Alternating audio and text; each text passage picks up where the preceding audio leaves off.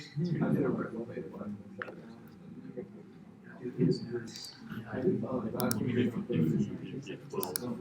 would tell you skip or what. I don't know. I guess them all. Yeah. I did that when you clicked on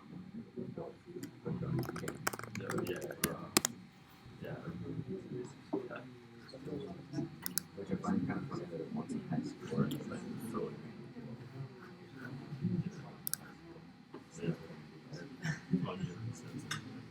All right.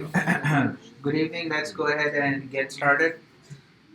Right. So in the previous two classes, we did our React revision. That is completed. That is done. From my point of view, we are caught up with the activities, with the lessons that we covered. So today there are going to be new topics related to React. Okay. As we go along, I'll talk about what topics are important, what are optional. But the first topic that we are going to look in right now is important, and that is part of React, basic React as well. Okay? Now, before we begin, any questions on any concept, anything that we have covered in the last 2 days?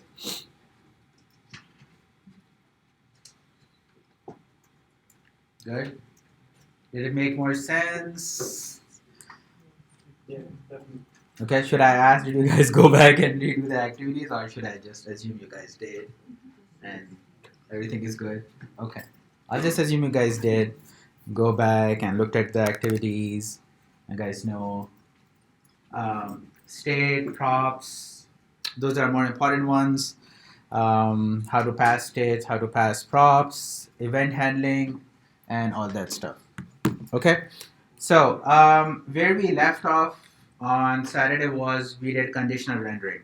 Okay, well, we'll go back to that example today as well. We'll start with that example. So conditional rendering was that we had a web page which had tabs on it on the top, like a nav tabs, and then we were able to click those nav tabs and it would show a different page.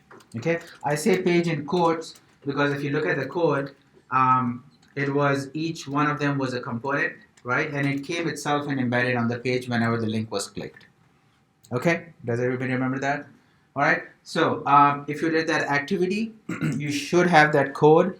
Go ahead and pull it up, and that's the code we'll be working on today. All right, just to refresh your memories, let me go ahead and pull the code that I wrote on Saturday before we begin our activities. So let me pull up my demo app that I was working on. This is my demo app. And then I'm going to pull my source folder. Let's see what my demo app has.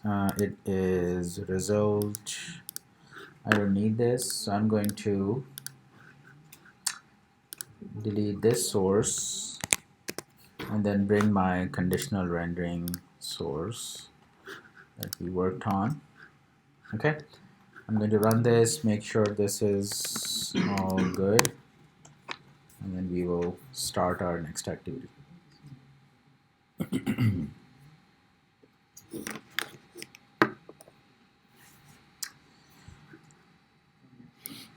Okay, let's see if it comes up.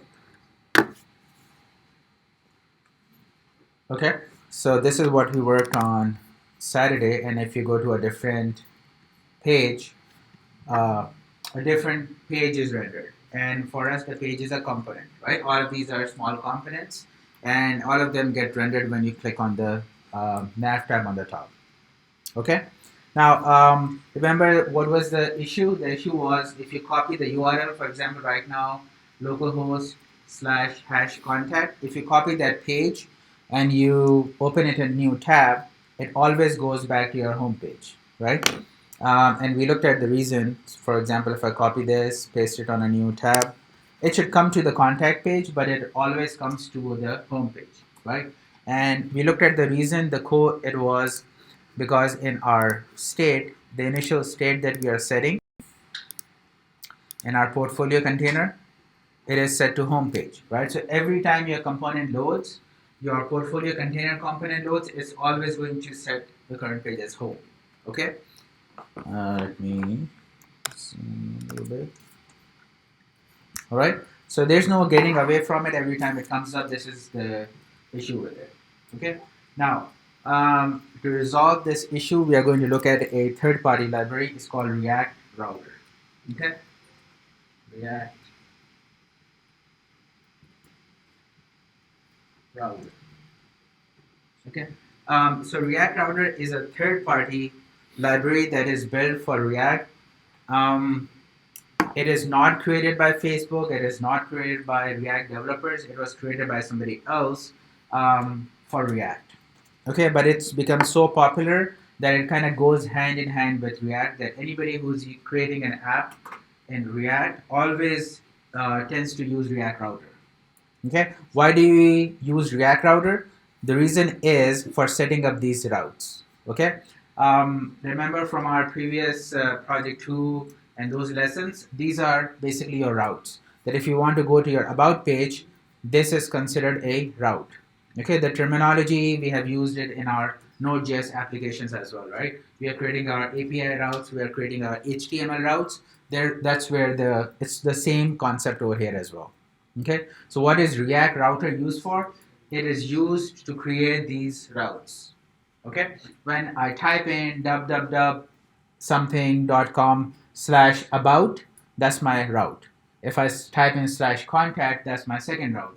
If I if I don't type in anything and just stop at /, that's my home page, right? So all of these routes are defined by using React Router. Okay, we can use conditional rendering, but it comes with a whole set of problems, a lot more code. React Router is a library that was built for this. Okay, if you search for React Router, I'll open the documentation. All right. So React Router has kind of 3 types of things: core, web, and native. Native is for React Native. Okay. Anybody knows what React Native is? Somebody say mobile? Right. So React Native is the mobile version where you can create apps that are written in React. Okay. So you can use the same code that you have learned in React, same concepts, and then you can create mobile apps for iOS and Android, right? You can use React Native. I would highly recommend once you are good with React, look into React Native. You don't have to learn anything a lot extra. If you know React well, you should be able to write the same code and create an app that runs on iOS, Android. Okay, so that's what React Native is, right? But we won't be looking into React Native. We'll be looking at React Web, and that's where we'll be using our React Router. Okay, since I said this is a third-party library, so this means that it has to be installed. So you'll have to do a npm I React Router DOM. That's on the first line. So that's the first step that you will have to do when you're creating an project. Once you have your create React app done, install React Router DOM. Okay, otherwise it's not going to work. Okay, before we jump into the code, let's look at the primary components. Okay, so when you're using React Router, these are the 3 important things that you need to remember. Okay, you will always be importing one from each line. All right, from the first line it says browser router or hash router, so you have to start with one of these. Okay, if you look at the syntax, it's angular brackets and then browser router or hash router, right? We understand that this is a component itself. It's actually a React component, all right? So they have created some components, and you are using those components in your app, all right? So these are just like your JSX elements. You're going to use each one of them. Okay. The second one is route or switch. So we're going to be using actually both of them. We'll start with looking at route, then I'll show you what switch does and what is the difference. And then the third one is link, navlink, or redirect. Okay, so from these 3, we'll take a look at link and navlink. And probably by the end, you will just be using navlink instead of link or redirect. Okay, The difference is Navlink adds some more CSS classes, and we will take a look at it. So in my opinion, it's just better to just start using Navlink instead of Link. But we'll take a look at it. Okay. All right. So the first thing we will look at browser router. If you look at this line over here, it says import browser router, route, and link from React Router DOM. Again, this is just an import that you will be doing in your app.js. Okay, that's the first step. So first, install React Router DOM, and then you will have to import all three of them before we can start using these components over here. Okay. Any questions? Everybody understand the concept before we move into the coding part? Okay. So what is it going to replace? It's going to replace our portfolio container. Okay. So the first thing is, what you can do is either I can delete the whole portfolio container. I actually don't need this file at all. Okay, we're doing all this state management and everything. Why? Because of the routing thing.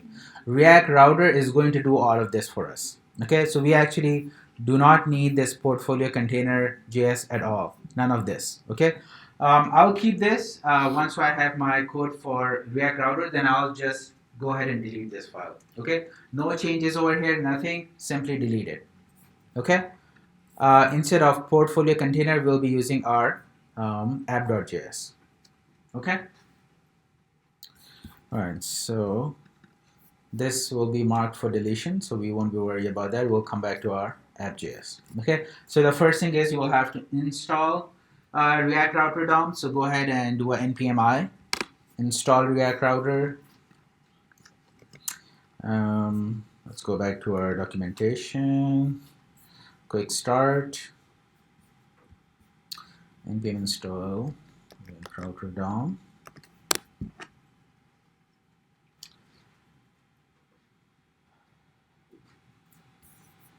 Oh, by the way, the internet is super bad today. So if you are doing create React app right now, good luck. I'll talk to you after the class, I guess. Should be able to complete it. So good luck with that. Let's see. Okay, so this is installed. Let's go ahead and add our primary components. So we'll use browser router route.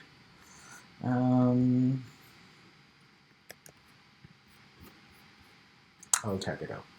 So we don't need this. I'm going to actually remove this at all so that it doesn't come in between. We don't need this portfolio container. Okay, we will actually bring our nav tabs here. So we will bring our, we will render our nav tabs.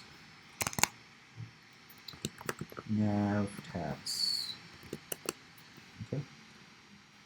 Let's go ahead and import our nav tab before we start importing our other components. So import nav tabs from /components /nav tabs.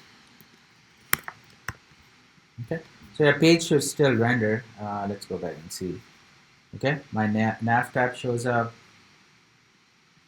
Should be, well, it's actually not running, that's why. So let's go ahead and start it. Npm start. Probably won't show you your components, it will just show you on the top. I think so. Yeah, that's how it should be. Because we removed our provider, so it doesn't do anything. Okay, I'll come back over here. The first thing is you're going to import the React Router library. So let's go ahead and do that. Let's do it here. So we'll say import. We will start with browser router. Okay. We need route. We'll start with these two first. Then I'll add the switch once you see what's the difference. So you will see React Router DOM shows up. And import that. Okay. All right. Now, in the code, in the examples, you will see something like this. You will see when you are importing, you will see the word as router. Okay. What does this mean? This just means that you are importing the browser router component from React Router and just renaming it to router. That's what it means. You can rename this to R, RT, it doesn't matter. Okay. Uh, Generally, it is being named as router. The reason is we are going to be using a browser router in our code just to make it a little bit less to type, make it more readable. They suggest that name it to router. Okay. Question would be why don't they name it themselves to router? It's probably because router there is a component built in into React which probably is called router as well. So there will be a name clash. So that's why they cannot go ahead and update it. So that's why they came up with the name browser router. But you can rename it yourself, and this is what you will see generally in the code. If you see this, this is what it means, right? You can rename any module. For example, you can rename route to RT as well, or your components also. It doesn't matter. It's just a renaming thing. All right, that's what it means. If you don't use this, then you'll have to use the browser router name. That's the only difference. Okay. Anyway, let's move on to the more important parts. Right. So from our quick start, we were able to do the first one. Okay, we have imported browser router. All right. Then we need to use this. Okay. So the first step would be you are going to wrap your components inside. I'm going to move this. Oops. In your router. Oops. In your router component. Okay. Every time you are using your using React router, that should be the first step. In your app, usually you will see the routes are defined in your app.js. Okay. The first thing this is saying is this should be your parent component. Within this, it is saying it is going to take control of the routes. Wherever on your website you are trying to go, router is going to control. Okay. This is the first component that gets rendered. Okay. Now within this component, you're going to add your code. For in our case, we had our nav tabs. So I'm going to add our nav tabs over here. So does all of your code need to go in there, or just like where your links are? Just where your links are going. Yeah. This remember our app.js is the starting point. Okay. So your routes definition, the starting point all goes in your under your router. I'm just Yeah. saying, like, say, like you have like a separate, or like a header and all that stuff, you don't have to put it inside the links and everything, right? Yeah. Yeah. Okay. Yeah, you can put it outside. But then what you will have to do, you'll have to have a div because you can only have one parent over here. So that's what you will have to do. Okay. We'll be having some routes. I'm going to add a div and then put our nav tabs inside it because we're going to have our routes defined as well. So since we're going to only have one, I'll do this. Okay. So we have completed the first part. The next one is to create these routes using route and switch component. Okay.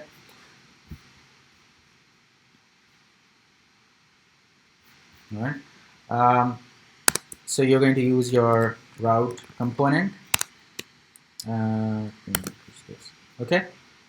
Again, router, start with your router component first. Okay, and then you have your whatever you want to render, and then this is the route is what is going to define all your routes.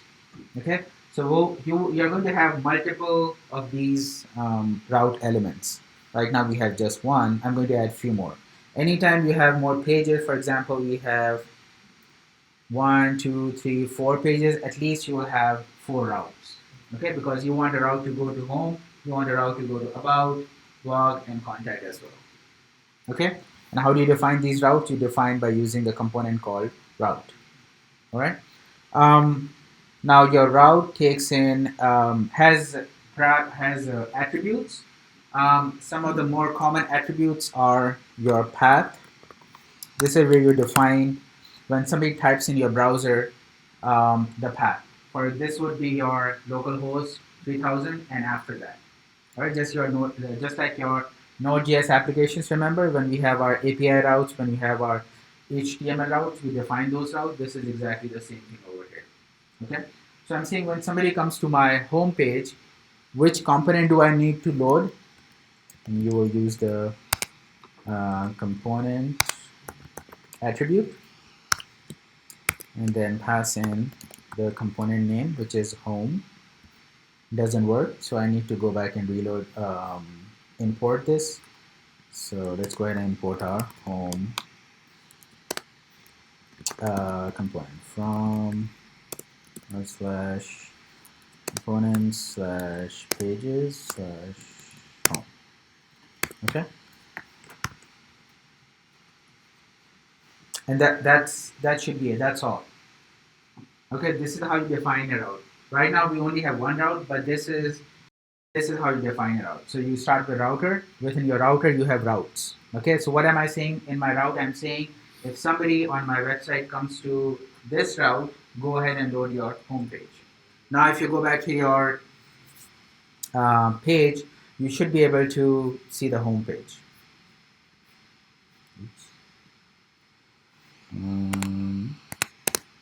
Okay. Again, this is the only route that I have defined. That's why this is the only thing it should show up, right? This is my home route. So I'm saying anytime somebody comes to the home page, I should go ahead and go to this page. Now, if you click about, nothing should happen. You should probably get an error because we don't have any routes or anything defined. We'll kind of fix those.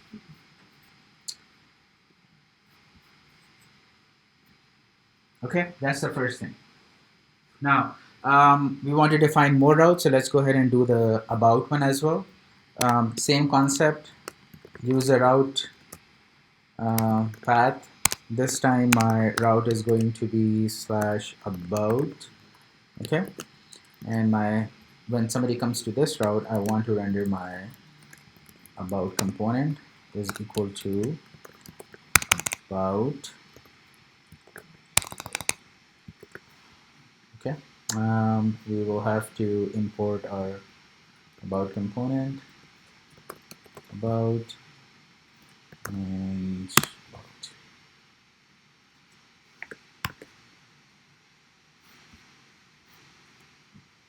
Okay, so let's go ahead and see if this works. So this is my home page. If I click about, gives an error, and the reason is if you look at my URL, it has #about, and it's not able to render these properties. So let's go ahead and fix that. Before we fix that, do you guys see what is going on over here? What are these? What are these called in React? Props. Thank you. Right? Route is a component. It's not our component, but these you should recognize. These are all props. Remember that. Okay, we'll see how these are getting passed in, but these are props that are going into this component. And where is this component? This is a third-party component coming from our React router. All right. Let's go ahead and fix those errors. Looks like in our nav tabs, we have some CSS that we can ignore for now because we don't have any props being passed in. So let's see this. For now, we will comment this out. We will add our CSS with our React router. So let's comment this CSS out. And it's erroring out because it's looking for props.current page. Remember, we are not using our provider, so we don't have any of those props right now. Okay, for now we'll comment out and we'll see how to fix this current page props. Okay, so let's see if this fixes it. That's fine. It's ugly. Okay. What did it say? Handle page change is not a function. Okay, that's fine. Let's go back to our props over here. Handle page change. Let's go ahead and remove this. We won't be needing this anymore since React router is going to take care of our click events and everything. go back here. Remove this. Okay.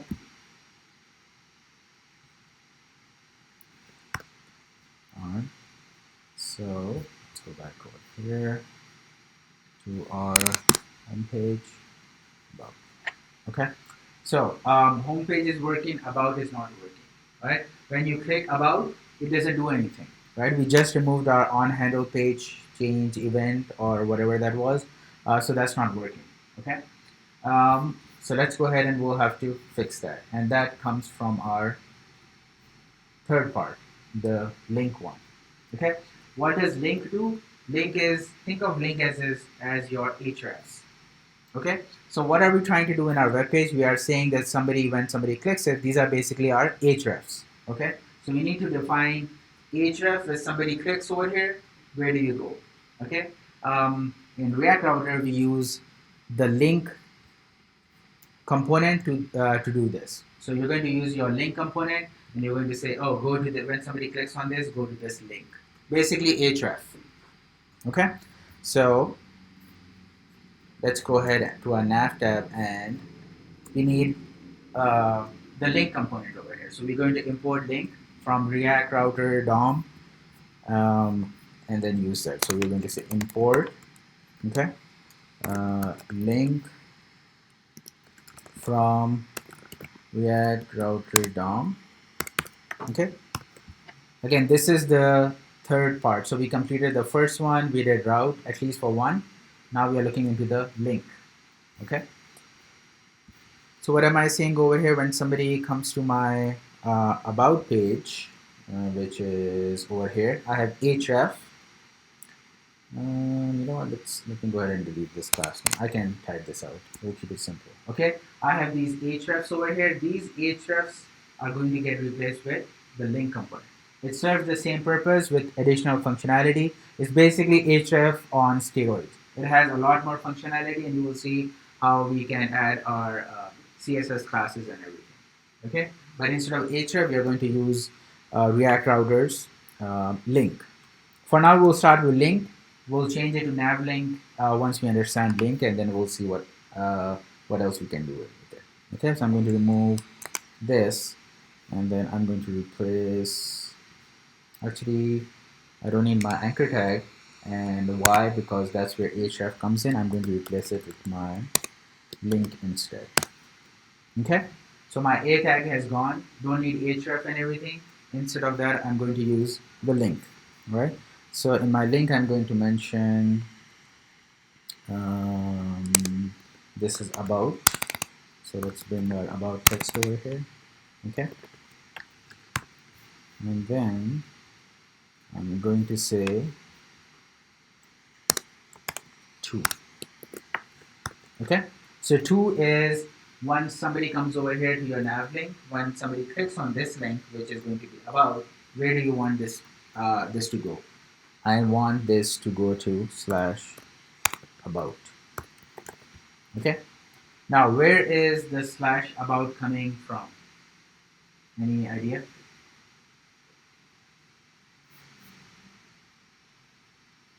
Where is /about coming from?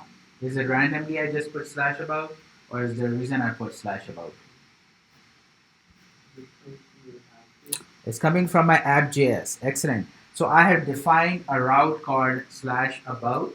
So when I am using my link component, okay, on line number 14, I have defined a route /about. So in my link component over here, I'm saying when somebody clicks on this, go to /about. Okay, what is going to happen? React Router is going to kick in and look for a route called /about. Okay, this point is going to go over here and it's going to look for this route /about, and then it's going to go ahead and render the component called about. Okay, let's go ahead and see if there's any more errors or this is working. So we'll remove this. Homepage loads. When I click about, instead of #about, /about should show up. It works, but kind of renders at the bottom. You see what happened? It came up. If you look at the URL also, looks fine, but it kind of added that about page below the home page. let's copy this and open it a new tab and see what happens. Okay, it's going there, but it's adding something at the bottom. Okay, now why is this happening? Intentionally, I want you guys to understand this. That's why it's there. When you have your routes, it goes through each one of those routes and sees which components it needs to load. Okay, so what happens? Here it is. It goes to the first one, it goes to slash, and then it comes to slash about. And it's going to render all the components that match that path. Okay, now you would be like, well, I'm trying to go to slash about. How does the slash matches? It does match. Why does it match? It's saying that you want to go to slash about, slash, does this match? It does. Okay, it's looking for anything that matches slash about. It's like a wildcard search. Okay, so your slash about is also going to meet slash. But what is not going to happen if you had a route called contact, let's suppose. We haven't created that yet. But let's suppose you had we'll fix this. If you have a slash contact and you are trying to go to slash contact, which one of those two are going to match? The first one is going to match because it does have a slash. This is not going to match because after slash, this is about, so it's going to skip that. But this is going to match. So it's going to match the first and the second. Okay, that's intentionally, and that's how the library is built. Okay, so you have to be careful when you're using it. Any routes that match, it's going to render. It's not going to stop on the first one. It's going to keep going and find everything that matches and render everything together. Okay? Is that clear? Before we look at the solution. Of course, there is a solution for this because we don't want slash about coming up with the home page. Okay? But that's how the route is. So be aware of this. Could be a question, it could be a trick question that, why are both rendering? And this is the reason because that's how the route component is.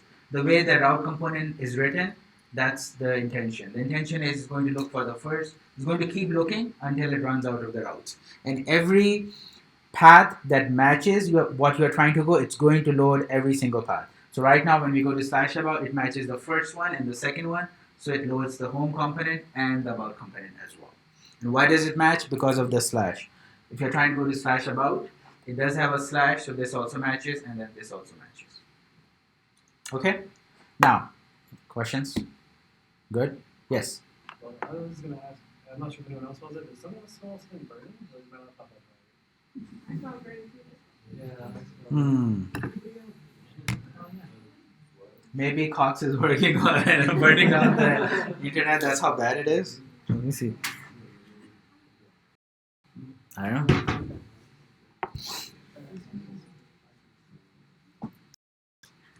We'll continue and see if the fire alarm goes off. I guess. I'm not sure. Okay. Anybody else? Any other question other than worrying about your life if you are going to burn down or not? Sam is going to go and check and let us know. Okay. So he's not going to come back. He's like,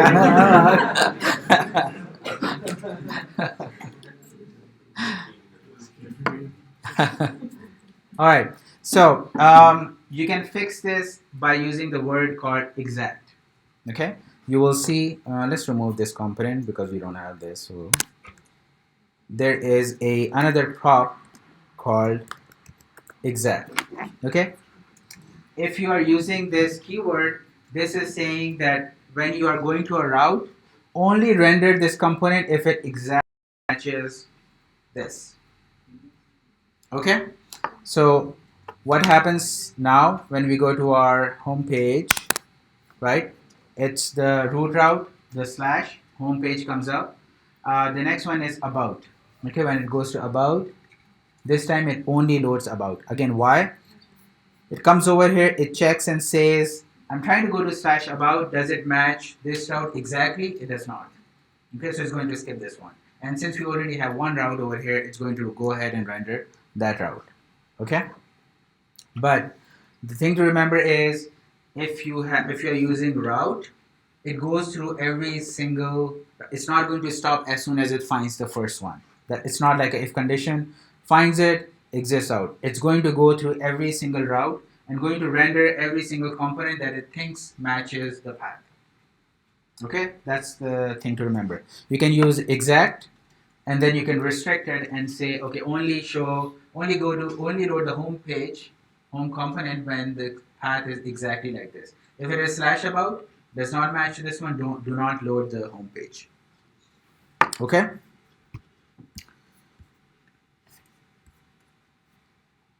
Any questions? So let's add the contact in the blog as well. So let's add our contact component, contact, and then let's add our blog component as well. This will be our blog component. Okay, let's create routes for them. So the next route would be where the path is slash contact. Okay, and then the component is contact.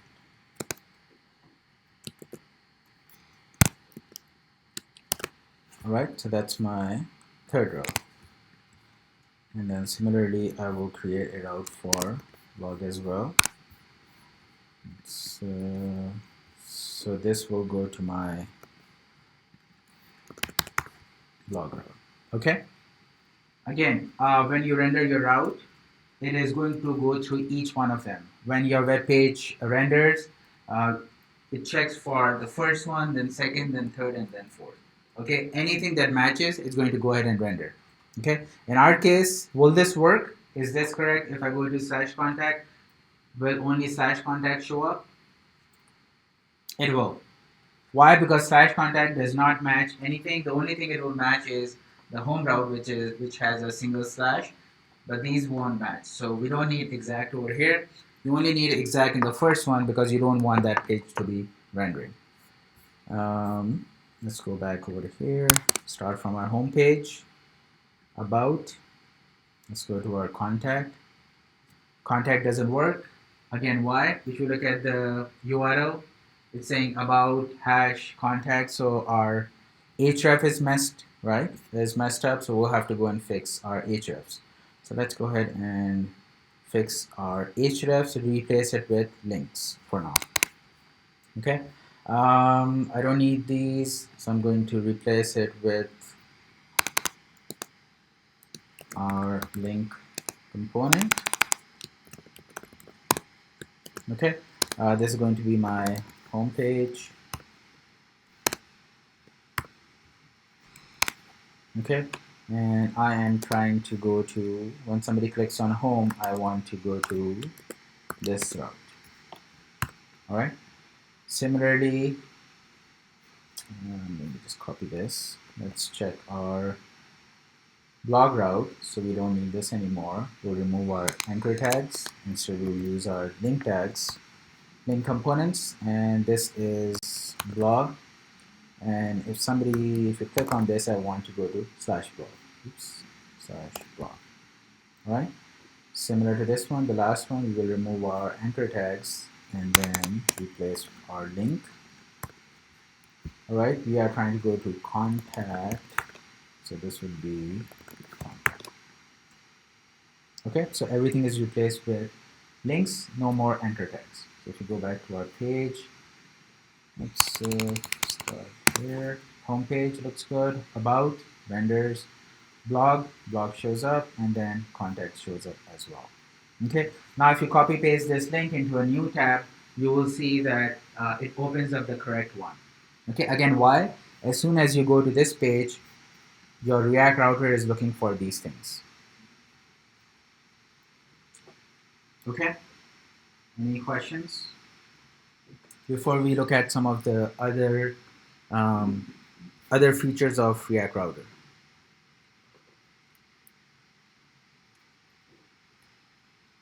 Okay, remember, if you're using the route component on its own like this, it does not exit on the first one that it finds. It will go through each path, all right, and it is going to render everything that it matches. So you have to be careful with that. Okay. Now the second is your switch. All right. Switch solves the other problem.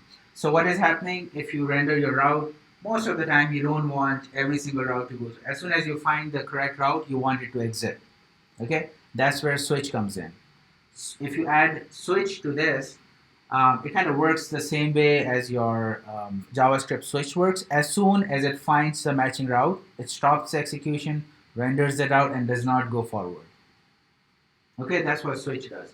So instead of route over here goes through each one. If you add a switch above this route or parent switch, it is not going to go ahead and look into each one. As soon as it finds the first matching, it's going to render that and exit out. Okay. So what we can do is, should I just add over here? Or should I create a new one? All right, let me, oops. Okay, we'll come back. Well, I'll put these routes inside the switch. So switch, okay. We need to import our switch. Oh, we're already doing that, that's fine. And then all your routes are going to go inside your switch statement. Okay, if you're using switch cannot be used on its own like the route. Your routes go inside a switch, just like your JavaScript switch, right? You have to have a switch and then some conditions, exact same concept over here. Okay, what is switch going to do? As soon as it finds the first one, it's going to render that and then stop execution over here. All right, so let's see if we remove exact, what happens.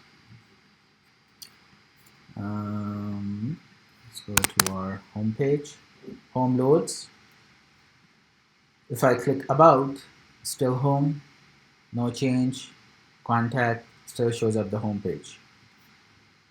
Okay, if I go to home, my home page loads. If I go to about, it is going to the URL /about, but it only still shows the home page.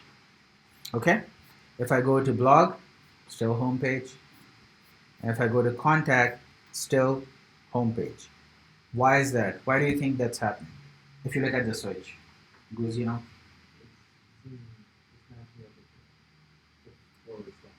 Yes. So any of these, remember, I removed the exact. So all of these match this one first. So as soon as it matches the first one, it's going to exit out. It does not render the next one. Okay? That's what switch does. As soon as it finds the matching route, it renders that and exits out. It does not go to the next one. If you remove switch from here, what was happening? It's going to go to the first one. It's going to find the other one that matches, bundle them together, load the components top and bottom.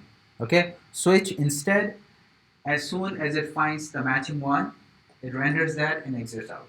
Right? Unfortunately, in our case, if we are trying to go to contact, this matches the first one as well, so it renders it and doesn't do anything. That's why we always see the home component loading. Okay? Fix. If you put an exact keyword, it's going to start working.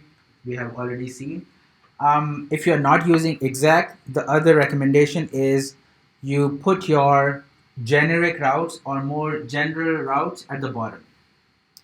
Okay, what do I mean by more general or generic routes? If you look at this one, contact is very specific. This is more general. Why? Because all of these are going to match this one.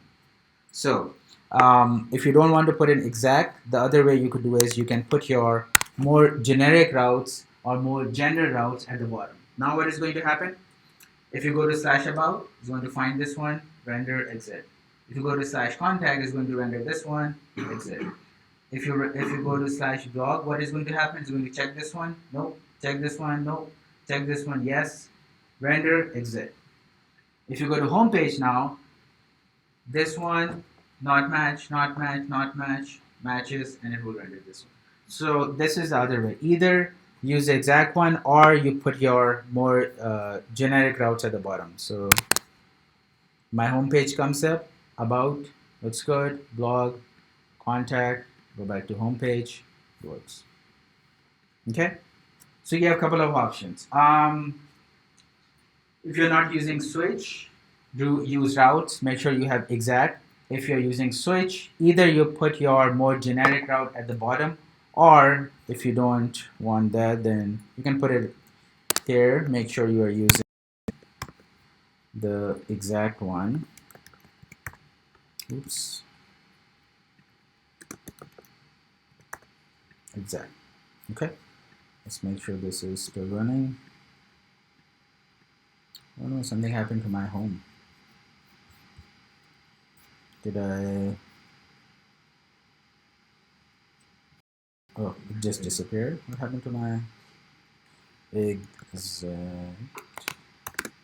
Okay. Home page comes up. About, contact, home. Okay. So the reason I started from the bottom and kind of walk you guys through, because so that you guys know the difference between each one of them. Why is it used and what is the difference between them? Okay, it's important to understand what is the difference between a switch and a route.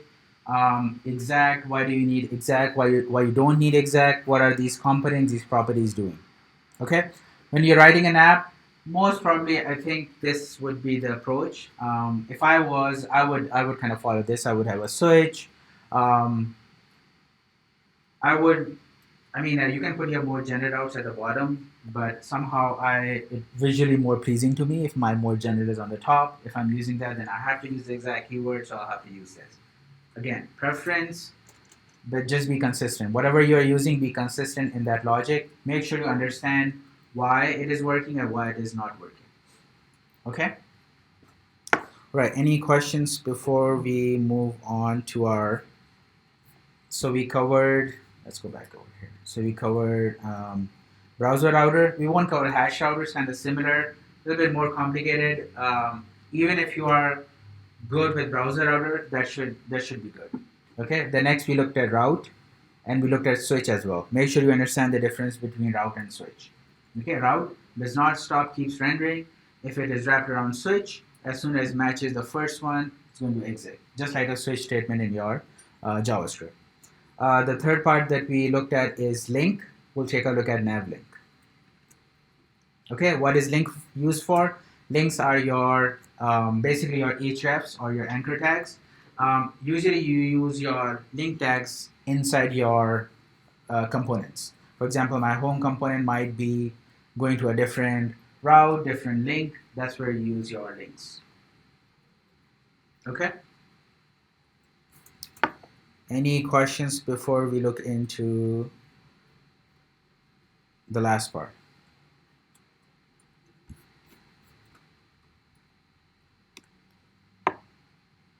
Okay, so now let's look at navlink. The biggest difference between link and navlink is your CSS class. Okay, so if you look at the documentation over here, before I talk about it, let's see, link and navlink over here. So the biggest difference is navlink comes built in with your active classes, active CSS class. What do I mean by that? Remember, in Bootstrap you have navlink and navlink active, right? If you are going to a navigation link which is not active, you would render this class. If you go to a one that is active, then you would go to this class, right? So what navlink does is, if you specify a class name, a CSS class name, when that link is active, it will automatically add the word active or a class called active to that CSS automatically. Okay. Of course, if the class does not exist, it's not going to work. But that's what navlink does. That's the biggest difference between link and navlink. Link, it has CSS classes, but you will have to add. If you see over here, there's no like a class name. Okay, so you basically limited in adding CSS classes to your link tab or your link component. Okay, navlink, you will see it does have a class name or active class name. You can use this to make sure to render CSS classes which has an active component to it. Okay, one more time. From Bootstrap, remember there's a class called navlink, and when your link is active, it adds the class called active to it, right? So with your navlink component, it will automatically update the CSS class. You don't have to write the logic that we wrote from prop CSS class name and everything. Navlink will automatically add the word active or the class active to your whatever your CSS class that you give in. Okay, what do I mean? Let's see how would we do that. So for example, let's replace our link to navlinks instead, and let's change our links to navlink. Okay, if you go to your app right now, there shouldn't be any difference. Okay, it should still work. Both of them are providing the same functionality. So let's make sure. If you go back over here, homepage, about, blog, contact, home. Okay, still working. At this point, there's no difference. Now the difference comes in with the CSS classes. So we will go ahead and add our CSS class that we were using called navlink to each one of them. So this would be over here an attribute called class name, and this is going to be navlink. Okay, that's all, just this CSS class. So we'll add our CSS class to each one of them. Navlink, this is coming from Bootstrap. This is our class name over. Okay. Now if you go back, you will see kind of looks a little bit nicer. Let's go back to the home page. Okay. This is what it does. So you see, did I add any active class? Not adding any active. I'm not doing that. Remember, if you go back to the previous code that we did on Saturday, we had a ternary condition. We were checking if the current page was matching. Then go ahead and put the CSS class called nav-link space active. If not, then just load navlink. But in this case, if you're using the navlink component, you just mentioned the class name. If this link is active, it will automatically add the word active or a class active. If it's not there, it's not going to work. But if you go to your browser and look into if you inspect this one, you will see that the active class is being added over here somewhere. You see navlink active. We are not mentioning anything. This is coming from our React router. Okay.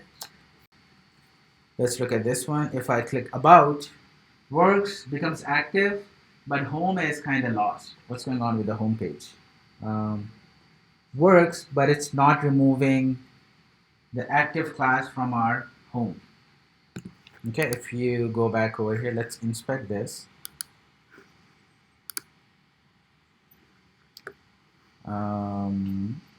Scroll over here. So this is good. My blog is active, so that's good. If I go to my contact, this becomes inactive, so the active class goes away, which is correct.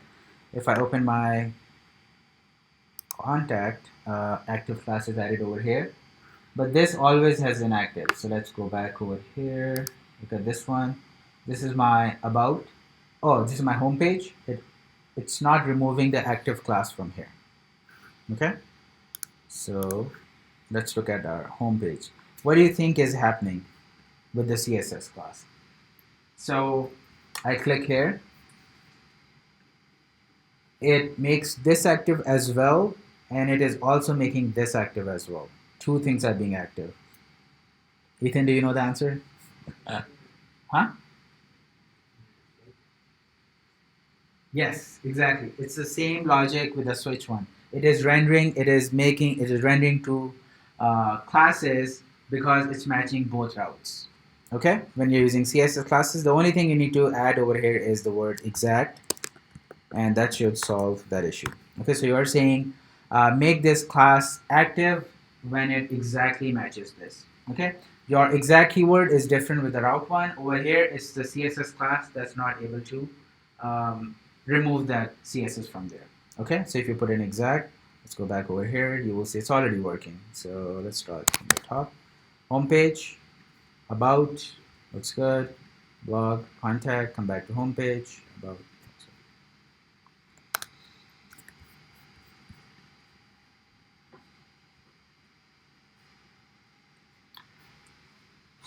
All right, any questions? You pretty good?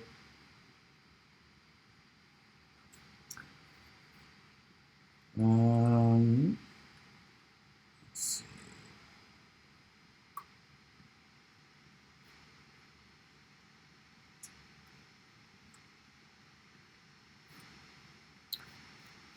So since we don't need our portfolio container, I'm going to go ahead and delete this. Okay, and your app should still be working. Okay. All right. Before we move on to the next one, I just want you guys to do the inspect, go into components, okay, and look at the component that is being rendered. For example, the contact component. If you scroll down to your contact component, I want you guys to take a look at it and see what is going on over here. Okay. All right. So if you load your blog component, go at the bottom, look at your blog component, and see what is going on over here. You're getting some things over here. Okay. Let's go to your about component. Okay, just do inspect and take a look at this. Before I move on to the next one, I want you guys to work on this activity. Look at the conditional rendering. If you are not following, make sure you are at this point where everything is working, because the next one is not going to help if you are not able to get this working. Okay, 7:30. Let's take a break. We'll come back at 7:45. We'll work on this one. I want everybody to make sure that you have converted your conditional rendering to a React router, and then we'll look at the next concept. Okay? All right, let's take a break. We'll start at 7:45.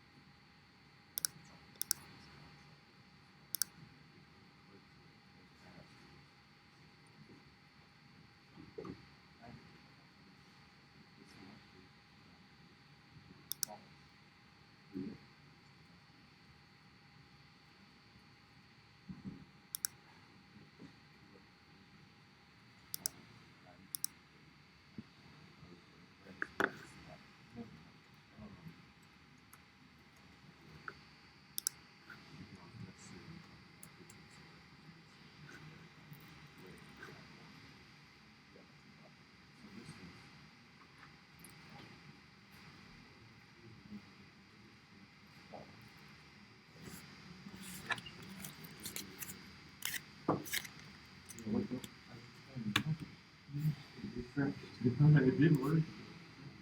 No.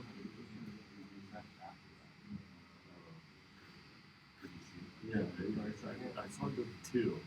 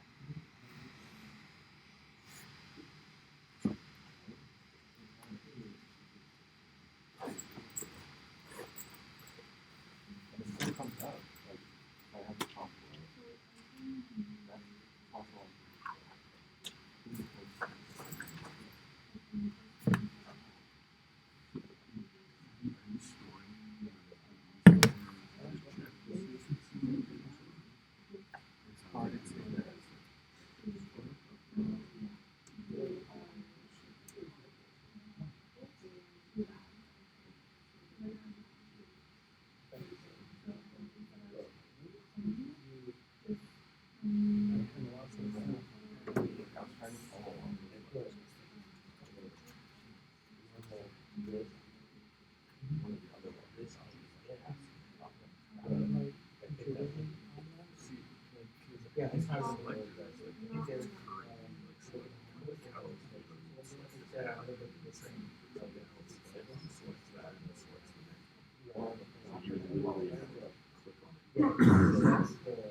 that's how it is.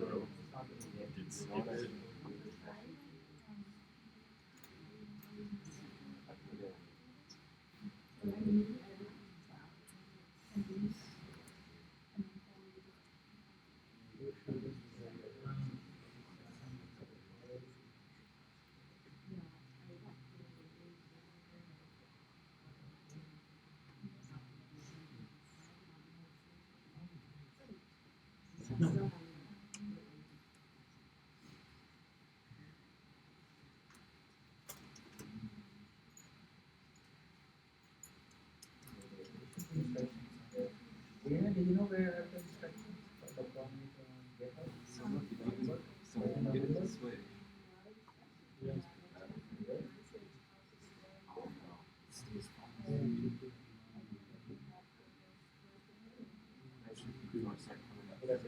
Well, try clicking and holding your finger down.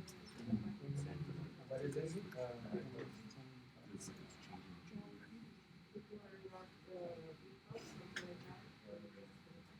Oh, like when you put it. Yeah, like it's resetting every time you click.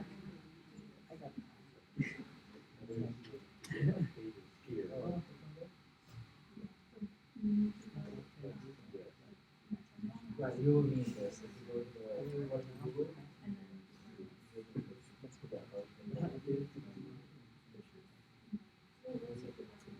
this one is I don't think like that. so they should check you out. We even know we already have your we already did the QR tag and that like that.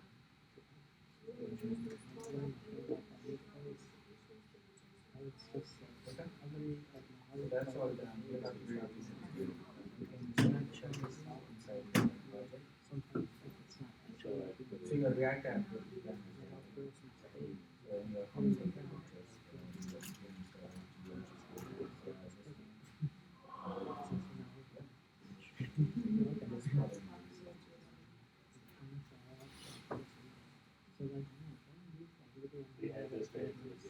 in the package. The bottom you will have.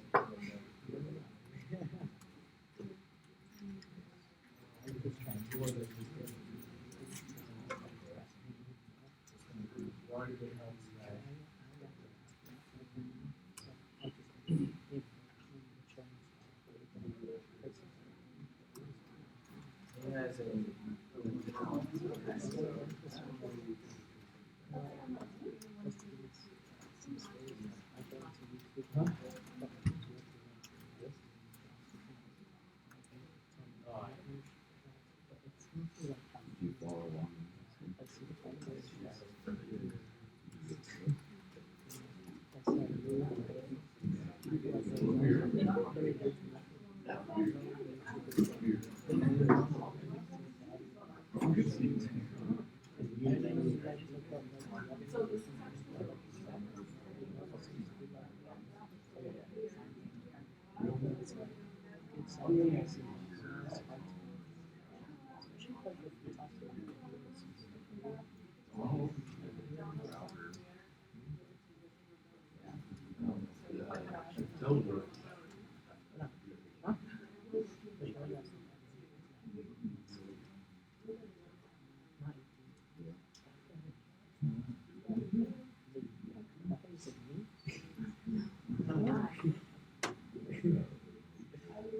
she said like she was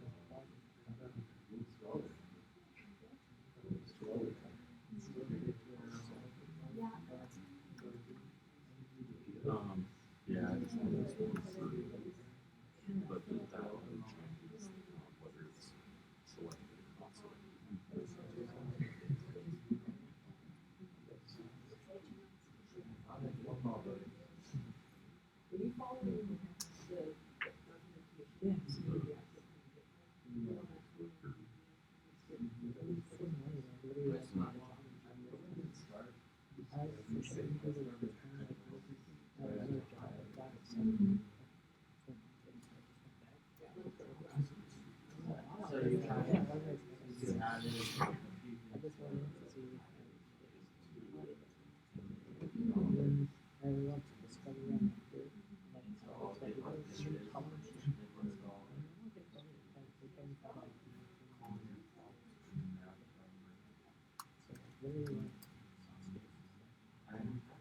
Oh. Oh, maybe. Not the same thing. Yeah, because I saw sometimes like, so. Oh, it's doing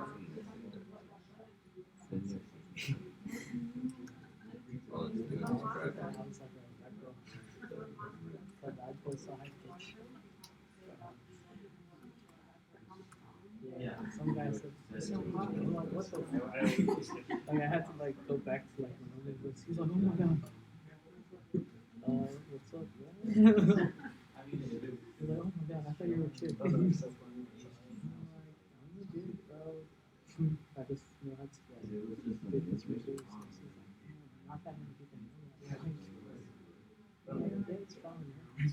You need your Yeah, even like it was funny because the review like, oh, it was just like bad. Just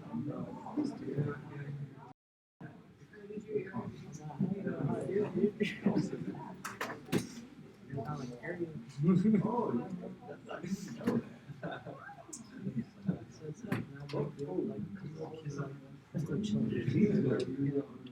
Like my anxiety's coming because we're homeless already. So it's like honestly, I really spend money just to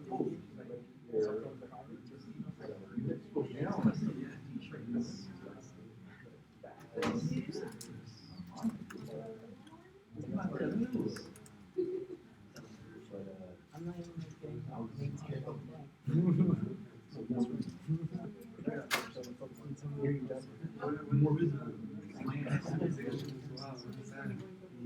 Yeah.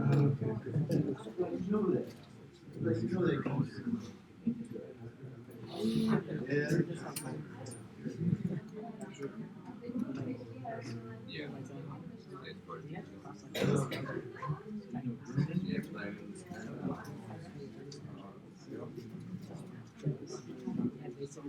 all the time, from the last 10 years, they're just like being around like individuals, just check. I like them for like, can't say the same.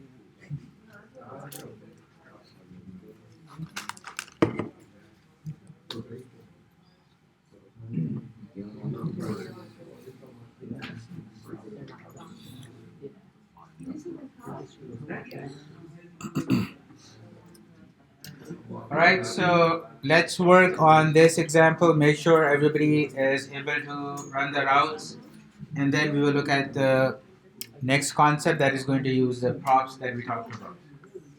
Okay, we'll take 5-10 minutes. Does everybody has this running already? Yeah? There's no problem over here. For some reason, Okay. it's not like showing the browser router. Browser router. It's saying that I think it's saying that it's undefined or something. This Right. So remember what I said? I renamed browser router to router. There's nothing called router. It's called browser router. I changed it. That's why I'm using router. There's nothing router.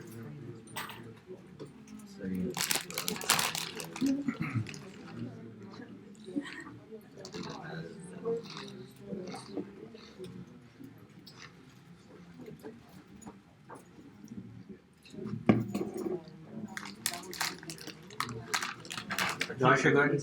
Looking at every single class. Is it working? It's loading. Maybe. Maybe.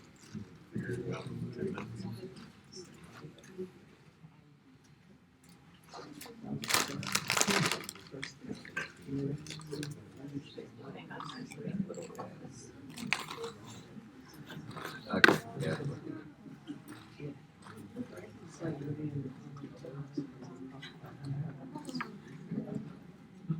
It's always the stupidest thing.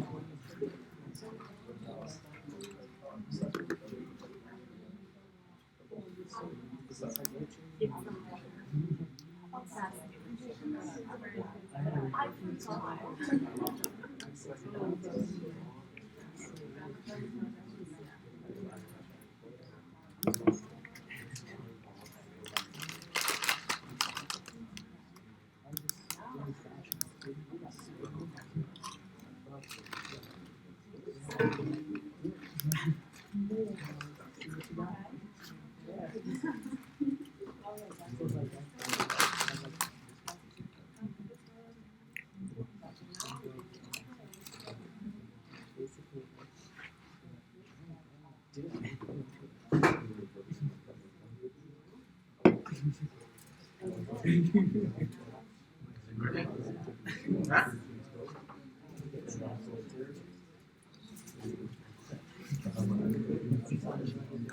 Alright, if everybody has this working, we can move on to the next one. Anybody working on this activity? We can wait. If not, then we can move on. Look at the next part. No? Okay.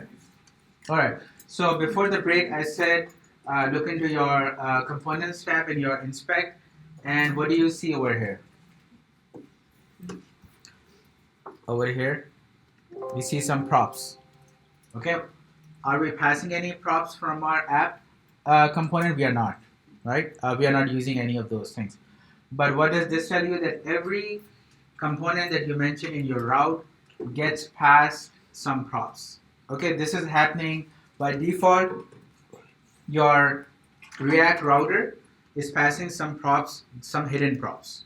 Okay, and these hidden props are basically your 3 or 4 objects over here: history, location, and match. So every component that you're going to load with your, that is mentioned in your route, which is going to be loaded with your route, okay, it's going to get passed some properties. Okay, again, this is by design. This is coming from React router, and that's how they have designed it. Okay, so you have history, location, match. If you open these, looks like they have some properties. Is exact, looks like it's true. Path, URL, those are more important ones. So path and URL will tell you what is the path or what is the URL for this page that you are in currently. Okay, and how do you know that? It's coming in your props. Okay, now how do I access this? In my contact component, I can see from the inspect that I'm getting some props, and I want to extract out the path from it. Right, looks like props. There's an object called match. There are a few more. There's history. You can look up history. What are the properties there? Location, still some path name, and then there is match as well. So these are 3 different properties that are being loaded for a different functionality. Okay, let's suppose I want to extract the path out of it. How would I access this in my component? How would I access that in my contact component?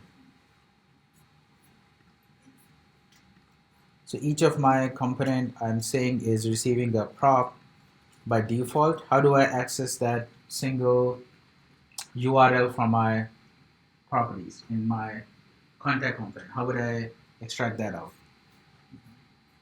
Using what?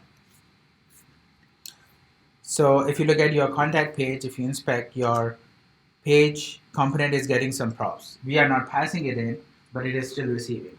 Where is this coming from? It's coming from the parent. And the parent for this is your route, okay? Your router, right? So router is passing you some properties. Now in my component, how do I access them?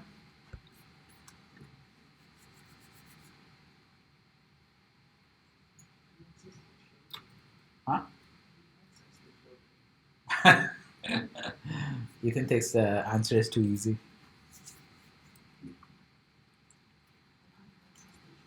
Any suggestion? Michael, do you know?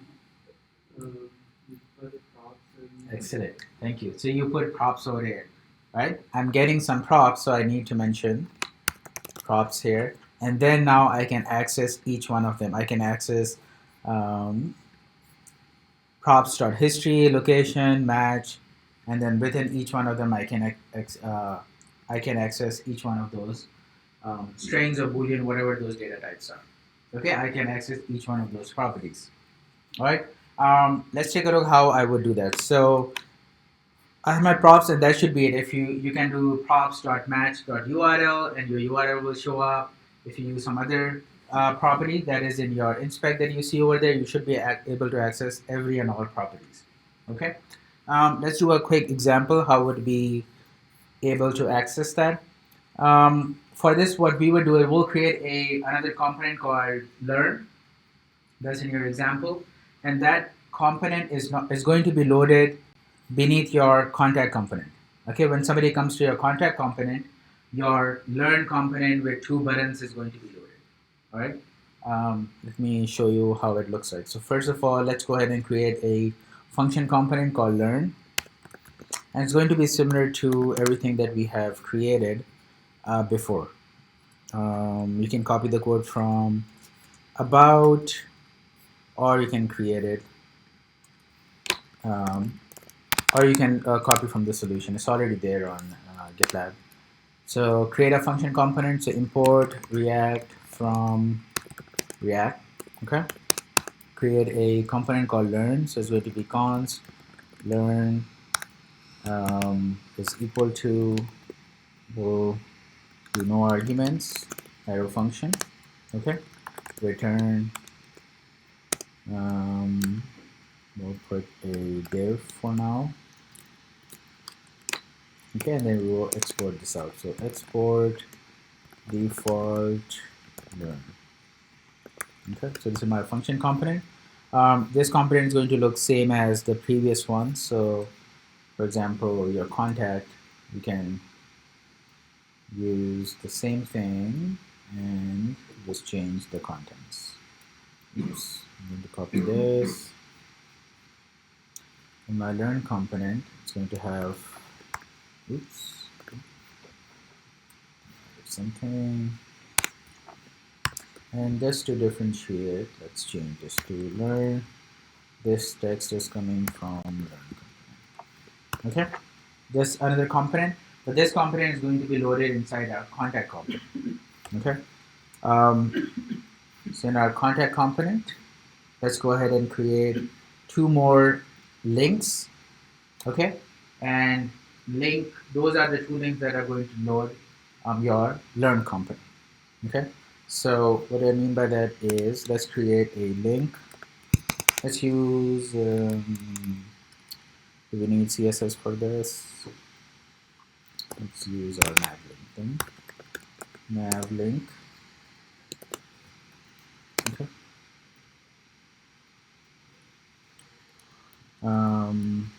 We will say learn more, and then create more nav link, which is going to shrink and say learn less. Okay. We add some CSS class, so it looks like button class name, and you can copy this from Bootstrap, button link. Okay, let's use this class name.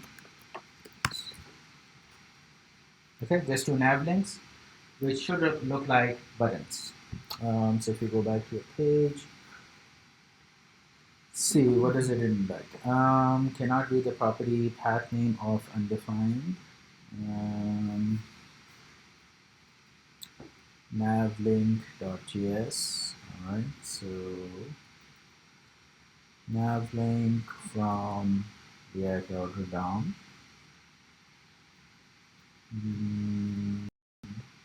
See if you can figure this out. So I see an issue. Where is it? Like this. Is it outside? No, it's inside the div, so that should be good. Um,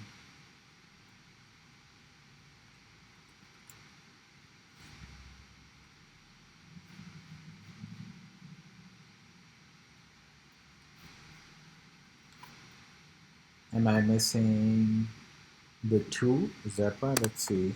2 doesn't go anywhere for now. We'll just leave it empty. Okay, so it was missing the 2. Okay, so if you go back to your contact page, this is what I'm trying to do. So I have two kind of looks like button, learn more and learn less. When you click on learn more, your learn component should show up. When you click learn less, your component should go away. Okay? All right, so let's go back over here. All right, so how do we access the properties to get the URL? So when you are in contact page, your URL is going to be /contact, right? Again, you can hard code this over here. That will also work. But I'm trying to show you how do you extract those properties out from your components. For example, if you want to get the URL for learn, the URL is going to be /contact/learn. Let's suppose that's the path. So how do you access those props? So we are already passing in props over here, okay? And it's going to be props dot match and then dot URL. Okay, go to inspect, look at the properties again, look at the properties for contact that are passing. You will see you have an object called match. Within that match, you have an object called URL that gives you /contact. Okay, so when somebody comes over here and clicks on this, I want them to go to this route, /learn.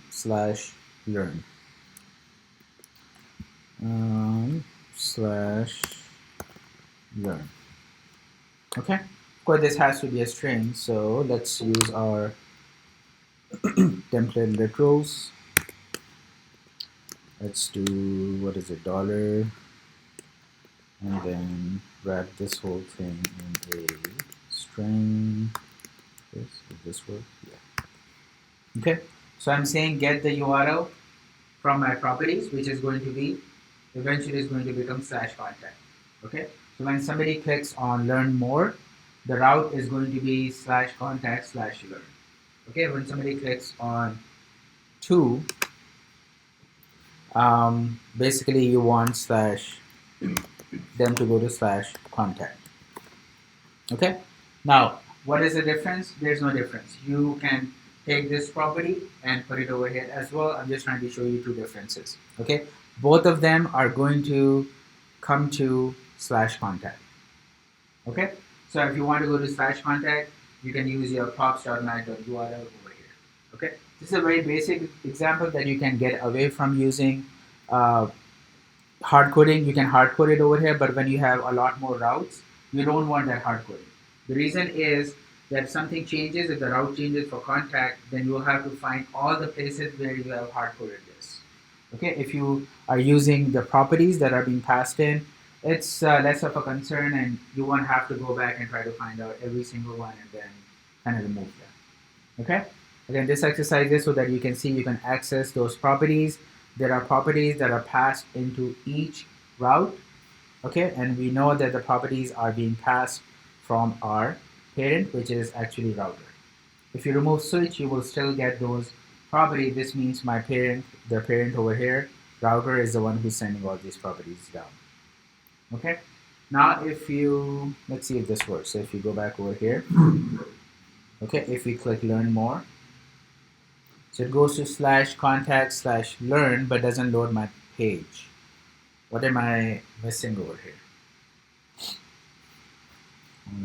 So it loads the correct URL. You see /contact/learn, okay, and then when I click less, it goes back to contact, which is fine.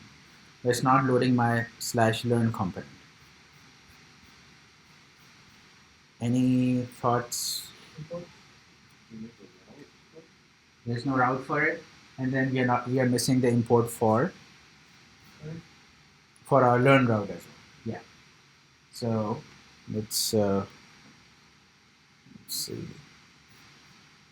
And we have not mentioned the route. So let's go ahead and mention the route. Now, the other way is you will go to your app.js and you will mention the route over here, or you can mention the route here as well. Okay, you have both ways. So what do you have to do? You still just need your route component.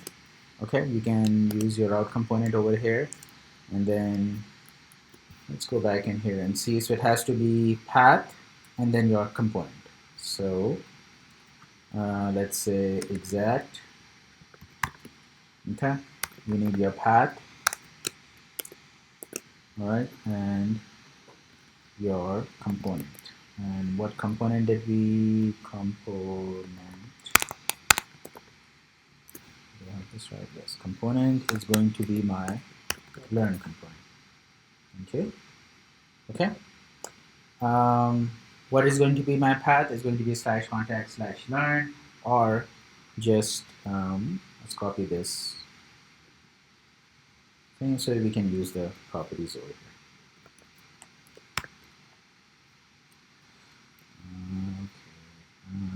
Let's copy this over here.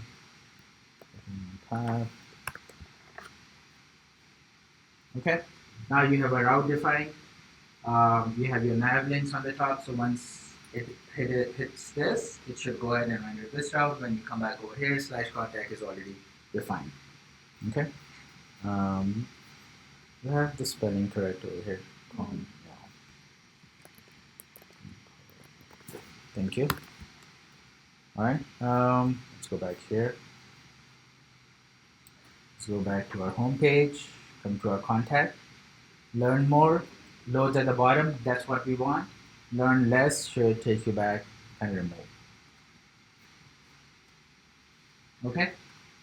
Let's go back over here so that you guys can see.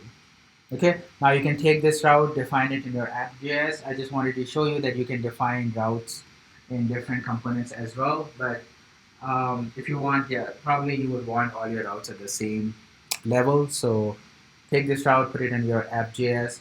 I'll keep it over here so that you guys can see how this one is linking. So we have the route over here, which we are trying to go to, and the route has been defined at the bottom over here with exact.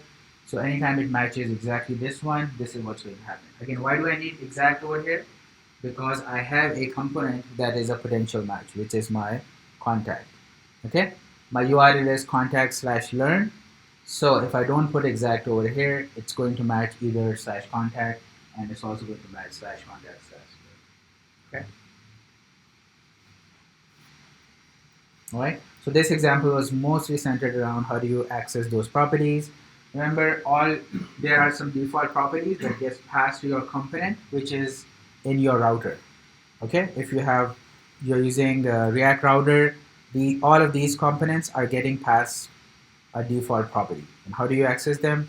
Make sure you have props, and then you can access them just like your any JavaScript object. Okay, any questions? Yes.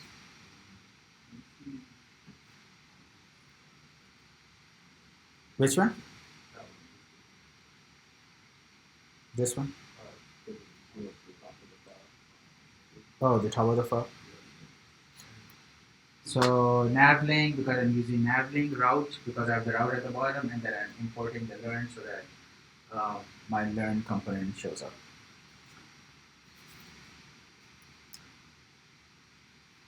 All right, any questions? Yes.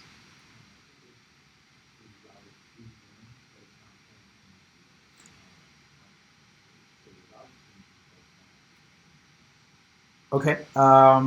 So your route is the URL is changing, but the component is not loading. Okay. So you have the learn component defined. So I created a function component called learn. Did you create that? Okay.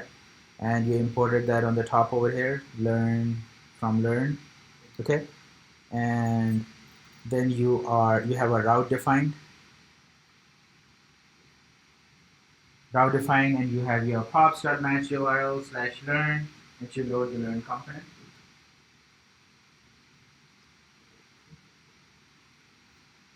Next thing I would say, the first thing is look in the console and see if there are any errors. Usually React is pretty good and should show up something. While Basim is working. Any questions? Anybody else having issues? Okay. So router is used a lot in your React apps. You will see that when you're creating a project, of course, you can already see you need those things. But you'll have multiple tabs, multiple pages, and this is how you go to navigate to different pages. Okay, or there's no like a page concept, everything is a component. All these pages that we have defined, if you see, these are actually just components. Okay, so when you are going to your website, you are actually just loading different components. That's how the navigation is done in React. Okay, so it's kind of a little bit different. It is done through components. So that's where the single app concept comes in. If you see over here, these are not individual web pages anymore. These are components, basically JavaScript files which are being loaded using properties at scale. Okay, that's how React kind of maintains that structure and then loads them. All right, any questions? Okay, so there are now two things. This is the end of your React, to be honest. Your main React concepts, we have covered everything. If you go back to the documentation, start from the main concept, we have covered everything. This was the last thing that needs to be covered. Okay, React on its own, this is the end of it. Okay, now there are two things today. On today, we are going to look into our MERN stack, MERN, right? We have learned everything in individual right now, MongoDB, Express, React, and Node. From on Thursday and Saturday, we are going to look at how do we bring all four of them together. That will be the basis of your project, right? On Saturday, we'll talk about the project. Okay, if you are still looking for teams, make sure you have a team by Saturday, 4 people at most, not less than 3. Make sure, please be considerate, make sure everybody's in the team. Till now, I have not stepped in any project 3 instance where I have to step in and assign somebody to the group. Hopefully it doesn't happen this time as well. But if need be, then I'll have to step in and make sure everybody is assigned to a team. Okay? All right. We'll talk more that on Saturday, but make sure you have your teams before Saturday. All right, so now if you need exercise, if you need some more help, some more practice with React, the next activity is called, it's almost like a mini project. Okay, this is, if you go to your folder activities 20, let me see, 2020. Okay, from your week 20, there is an activity number 6. It's called Pubster app. Let me see if I can bring this up.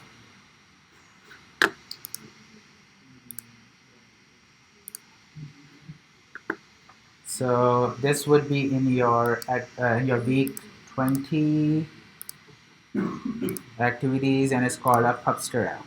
Okay.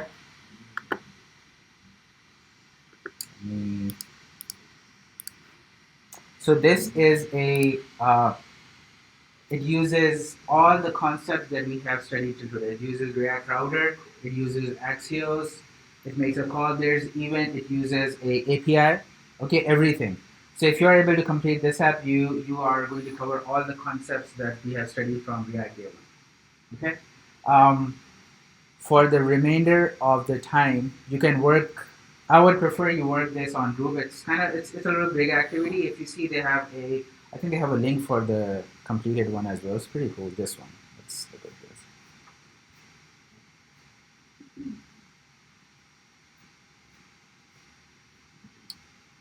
Okay. Um,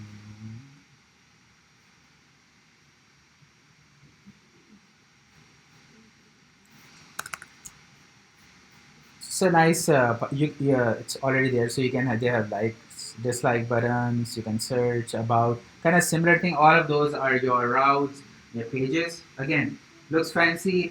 You guys, I've seen some of your past two projects. Um, this is all CSS, right? If they're using Bootstrap, so don't let that scare you. Probably it's not scaring you. It's probably scaring me because I'm not good at CSS. But so that's what. But it has routes. It says everything. It is making those API calls. If you do the discover, it's making those API calls to this API over here. It's a really good recap if you complete this app. So for the remainder of the class, I want the first thing is you have an option. You're going to work on this app. You cannot go home, of course, until 9:30. But to be honest, I'm not going to be checking. It's up to you guys. I want you guys to work on this, or for the remainder, for the people who selected the lifter icon, I'm going to cover React hooks. Okay. Again, if you're confused about props, if you're confused about state, you're still not sure how state and props work, you're not sure about the router, confused, I would highly recommend instead doing this activity. You can work over here in the class, you can go outside, work somewhere else. It's perfectly fine. I'm going to assume you're working. If you're working on this app. If you're not in the class, you're working on this app. Okay, until 9:30. Let's say 9:15. Okay. For if you want, I will continue and I will talk about hooks, React hooks. Again, those are optional. They only will make sense if you really understand state, if you understand props, what is going on. I will be doing a quick basic activity for React hooks, and then we will go ahead and convert our activity that we did. We'll convert our result one where the Giphy search comes up with the Giphy thing and everything. So we're going to take that app and I'm going to convert that app into using React hooks. Okay, so you have two options. This is really good. It will cover all the concepts. If you need practice, this is a really good app. So I would recommend work on this for the remainder of the class. In class, I will start reviewing React hooks. Okay? Does everybody understand that? Okay. So we'll take 5 minutes, make a decision. Again, work on a group if you want. You can work individually, but I would say it will help you if you're working on a group. This is a pretty big activity you can see from the output. Okay, and then 5 minutes later I'll start on React hooks. It can be confusing. Again, if you think you can understand React hooks, you're welcome to be in the class. Okay, again, if you don't understand React, you're still kind of states. It's going to be confusing, and I don't want to confuse you guys if you're not sure about state as well. Okay. All right. We'll check. Yes. Well, I'll change it. Yeah, it's not due Saturday. So the homework is going to be introduced on Thursday, and the due date would be next Thursday.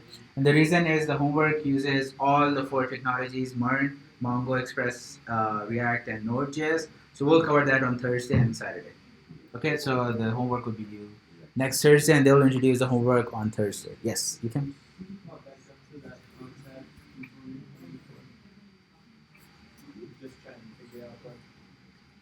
Okay. All right. While I bring this up, make up a decision. Work on this app or get confused by React hooks.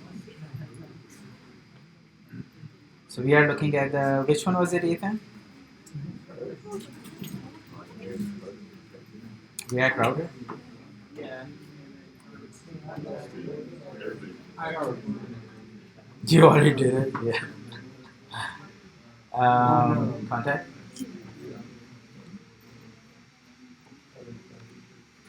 Are you seeing any errors in the console.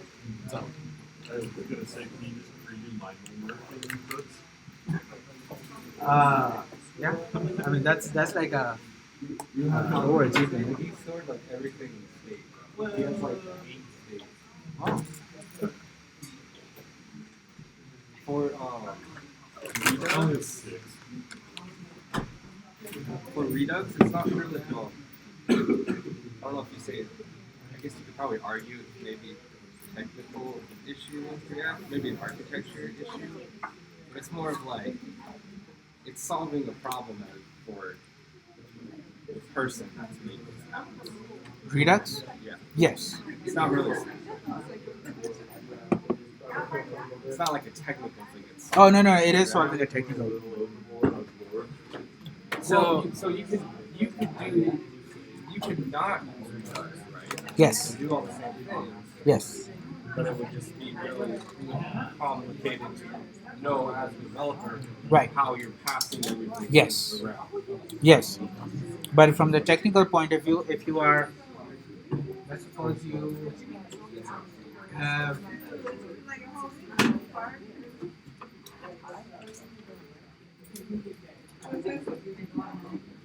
this is your app.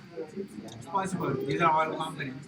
And you have state over here, everything is going on, and you want to update this one. What happens Oh wait, is, you update all of them, right? yeah, it goes here, here, here, and then it updates. What Redux does is, this requires update, only this is going to update, and none of them are. That's the solution that Redux has. Don't you have to start it all in like the parent folder first though? For the state, right. That's the solution that React is saying that, put it on the parent, but you still have to send everything together now. When the parent changes, everything is Have going you looked at like the Redux? But what Redux does It's is, like saved in a separate file. yeah, it's saved in a. Well, yeah, they call something called global state.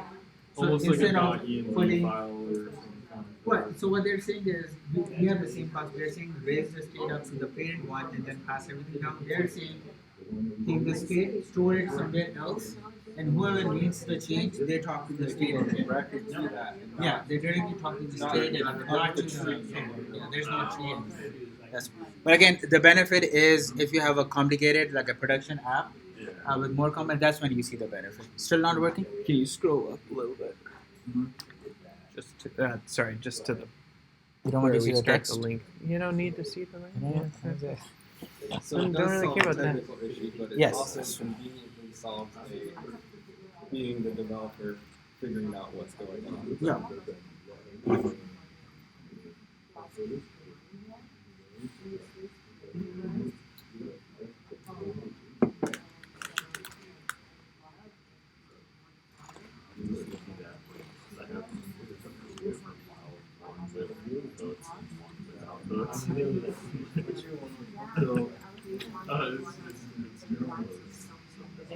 So like one of my questions is, are you still gonna review like other classes?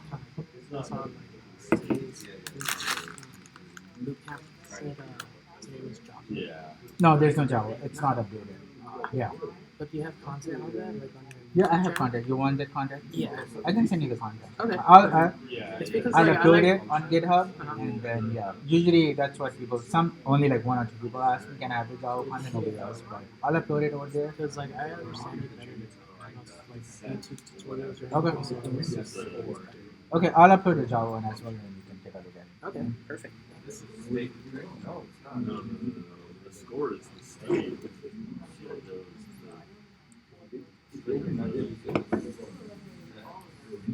Like I said, I didn't really use state. In fact, Yeah. Okay. Yeah. No, if you're in the class, you need to answer. Yeah.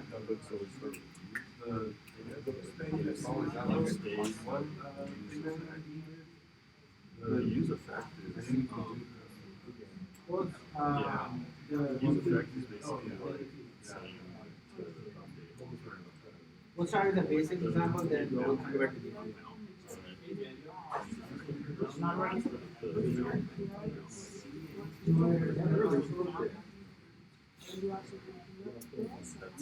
of what I got from it. It just takes the place of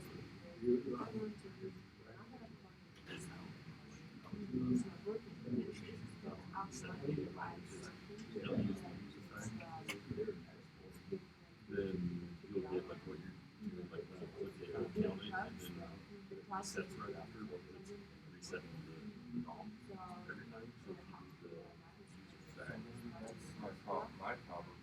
it sets what I call it the user flag. That's updates.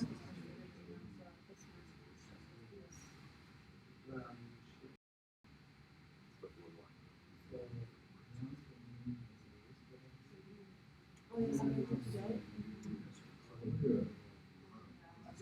My problem right now. I'm trying to say drop context.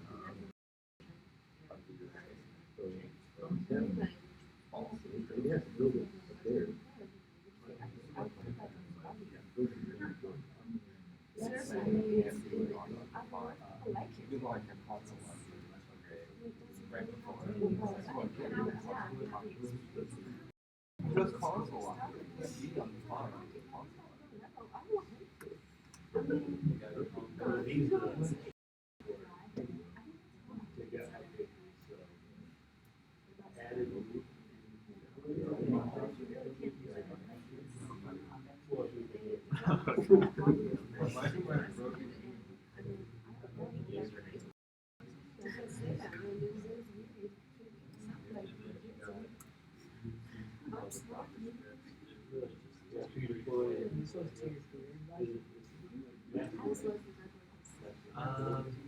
I don't think you actually need the master because the master is great.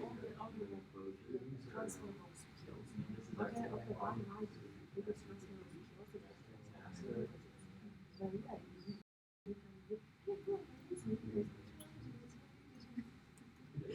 you gonna fail? Unless you speak fluent.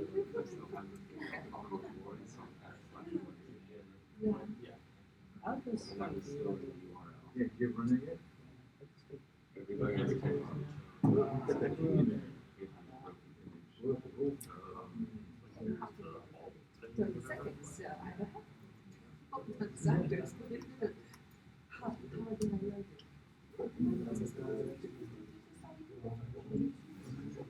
Because it's still up here.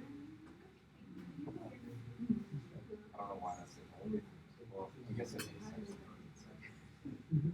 It takes that into account and is trying to find something.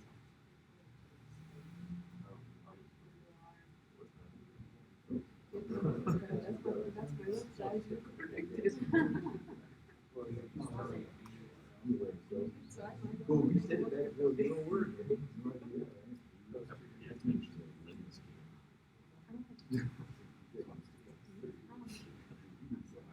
That's all you're doing? 5-year-old niece. I'm gonna make it work.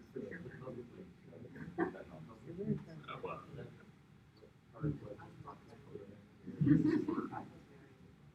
Easier to see what's going on. You only have 3.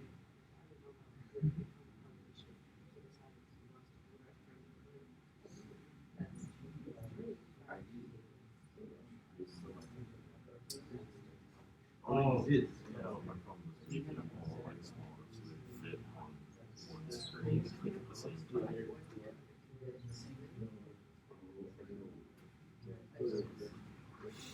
So Ruby is great. this is just let's do the now. So let's replace the only difference is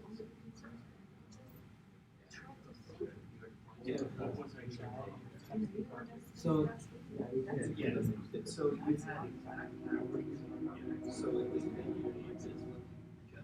just All right, let's look into React hooks. It's we did the Giphy one. I'm going to create a app which they have over here, a simple one. Yeah, and then we'll convert our Giphy example. We'll see if we can convert our Giphy example into using using hooks. Okay. All right. So the first thing is currently we are version on 16.12. Okay. React hooks is a new feature that was introduced in 16.8. Okay, 16.8 is almost less than a year old. I think it was February 2019. Okay, good way to go back is if you click over here, you can look at the history. React hooks was introduced in 16.8. Go to changelog and you can see the when it was done. It was February 2019. Okay, so there is a possibility that once you're working, it is possible that your app that the company has might not be on 16.12.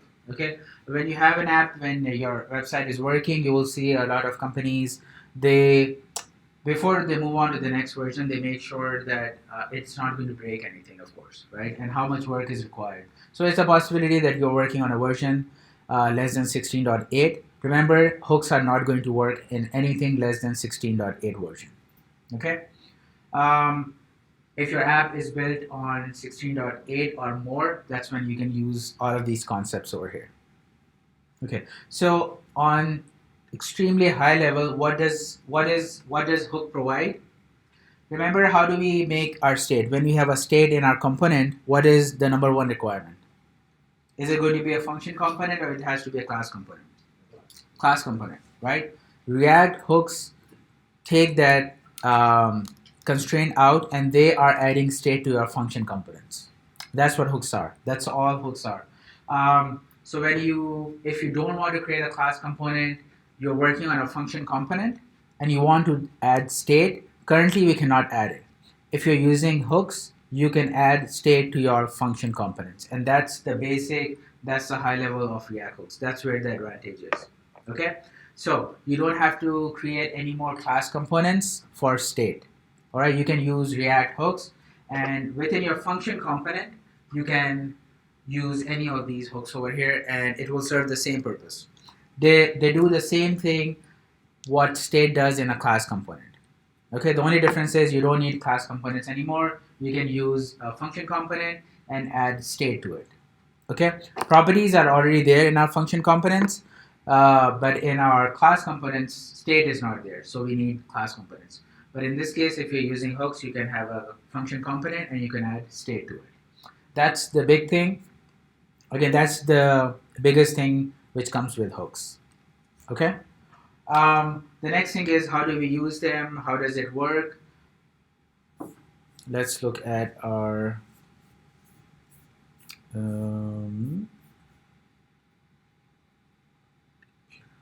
okay.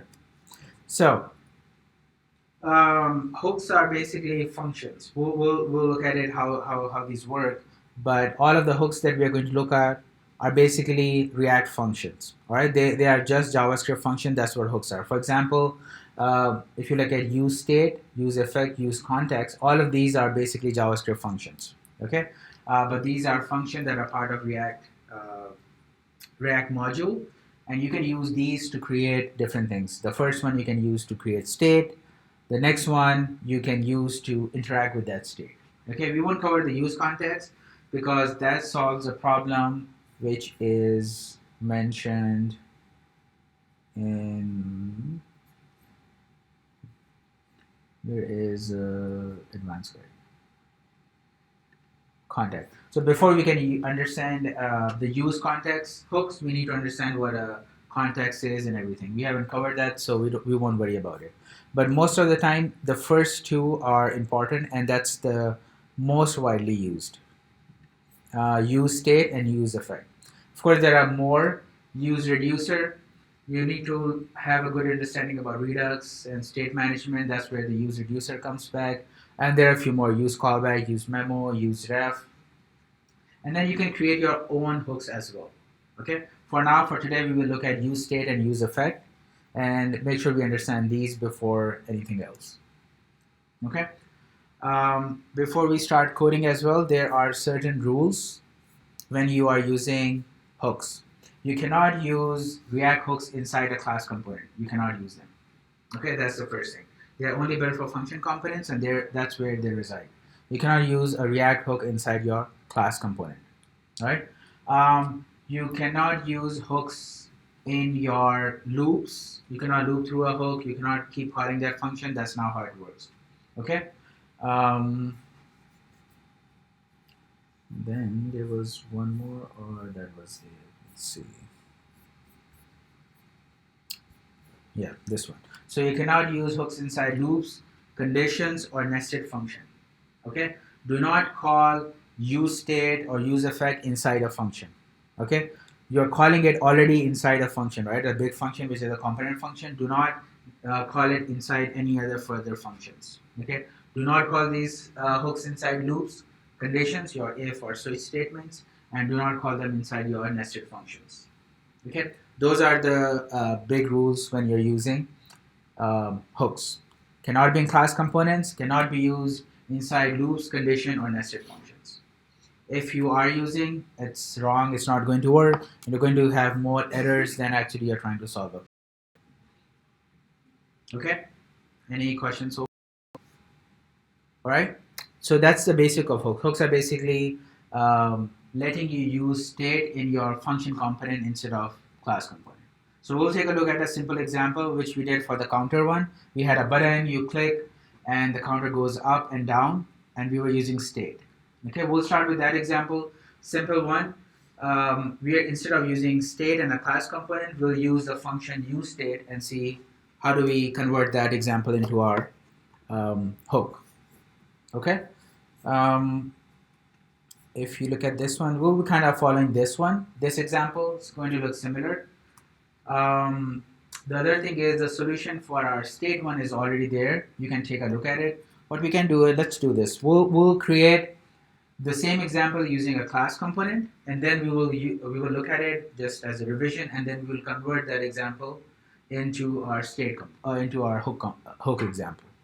Okay. So this is something we can do. So using the new create React app or your boilerplate code, you're going to create a simple component that is going to have a state using class component. Okay, and that is going to have a button, simple button counter. So every time you click the button, the counter goes up. Okay, so this is your button, this is your counter over here. When you click this button, this goes up. Okay, so we'll create that example using our class component and our state. Okay, and then we will convert that example into what React documentation is saying. Okay, so let's start with that. I'm going to pull my boilerplate code. You guys should do the same and start creating it. We should be able to create using the class at least. Let's see. Let me open my demo app. Replace my source. This is my React demo app. Okay, I'm going to bring my source without anything. I'm going to delete these routers. Don't need any of this for this example, so I'm going to start a fresh example. Okay, let's see, compiling, looks good. Should show up a hello, and there it is. Okay, we'll use this one. So I need a button and then a button component. So let's go ahead and create our component. We'll say components, okay, and we'll call it counter. Okay, this is going to be a stateful component, so we will use our class syntax. So import React and then component from React. Okay, we need a class, so let's call it class counter extends component. Okay, And before we do that, we'll export default counter, right? We need to, since we are using a class component, we need the render function mandatory. So we'll do render, override the render function. Okay, and this for now we will just do a div and say hello. And this is missing a return statement, so we will add a return.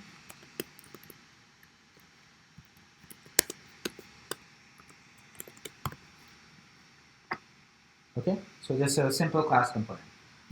Let's call this in our app.js so that it loads up. So we will call our counter component. Now we should see, still should see hello, but it should be coming from, oops, wrong page.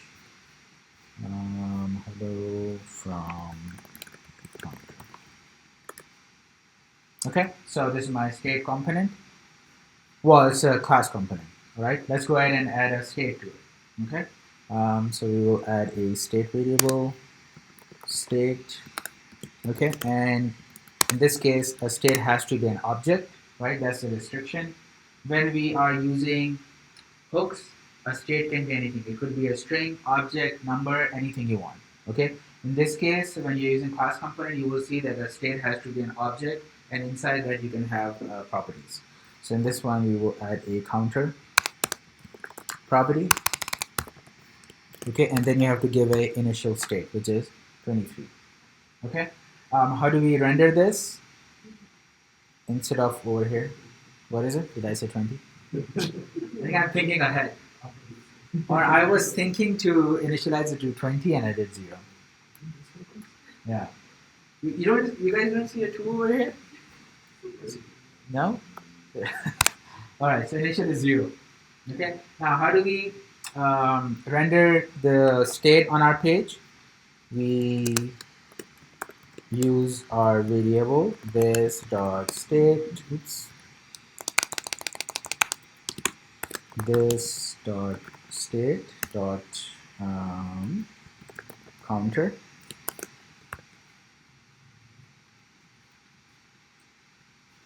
I need to use that, okay? And we will call our handle on click event. All right. Now, what should happen when somebody clicks the button? I want to update the state, so I'm going to increase the counter. So for that, we have the function set state. So we will say set state, and then need an argument of object, and within the object, I'm saying counter is this dot state dot counter plus 1. Okay. Now, if you go back up, let's put it back to 0. And it keeps going up. All right, the counter is changing. Okay, so when you have a state, you have two things. You have to define the state. It has to be an object. Within that object, you will have some properties that you want the state to be listing on. And the second is how do you update the state? Use the function called setState. Okay. All right, so now next we will convert this same thing into how do we do this in hooks. Okay, so what I said, if you're using hooks, you need a function component. You don't need a class component anymore. Okay. All right, so the first thing you will do is go ahead, keep this file so that we can compare both of them. I won't change this one. We'll create a new one. So create a new component, call and make that a function component. Okay, you can call it counter hooks. We'll start with that. Anybody still looking at this one? Jeremy? Okay. All right, so let's go ahead and create a component. We will call it counter hooks.js. Okay. If you're using hooks, we need to make it a function component. So let's go ahead and create a function component. Import React from React. Okay. Let's call it counter hooks. Okay. We'll see if we need some properties. Probably not. Okay. This is my, and then we'll export default counter hooks. Okay. And let's go ahead and return. No need for render function because this is your function component. So div hello from counter hooks. Okay. Go ahead, add it to your app.js. It should render this component. So let's change this. Okay, we'll remove this from here. All right. Now, if you go back to a page, this page loads up. So this means my connection is working. Okay. So let's go back to our React documentation. We'll look at it and solve this one. Okay. So the first thing is we need state. All right. So how do you set state? Look at the first thing. Say const something is equal to use state. Okay. Before you can use any of these, you need to import these hooks. So I'm using use state, so I just need one import. Okay, this one on the top. So we will complete that. We will say use state, this one. Okay. Remember in our class, the first thing we did was setting the state up. We'll do the same thing. In our React example, we do it by this line. So we will say const, right? And then in our state, we call it counter. In our class component, we'll call it counter here as well. And then there is something called set counter. So we'll see what that is. Set counter, okay, is equal to, and then we will call our use state, and then we will pass in this one. Okay, let's break this down. So the first thing is what is going on with these square brackets. Okay, any guesses what is going on with the square brackets? Similar to what we have seen. Reena, do you know? I don't know what it's called, but it's sort of like destructuring. Yes, it's called array destructuring. Yes. So we have looked at object destructuring. This is array destructuring. What does this mean? This means that use state is returning an array, right? So just like your object destructuring. Okay, so use state is returning. So the first index of that array is this. The second one is this. Okay. So what does use state return? The first thing use state that returns is a variable which is going to have some value. It's going to be a var. Okay, a variable. So for example, you call it counter, that's what it is. This is equivalent of this thing over here. Okay, now what is the value of counter? It's going to be 0. Whatever the value that you pass in, this is going to be your initial value. When you call your use state, you are going to pass the initial value that is going to be assigned to your variable called counter.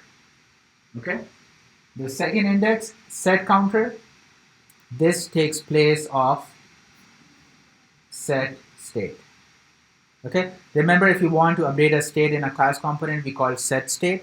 If you want to update the state of a variable which you are setting over here, you are going to provide it a function. You can call it anything you want.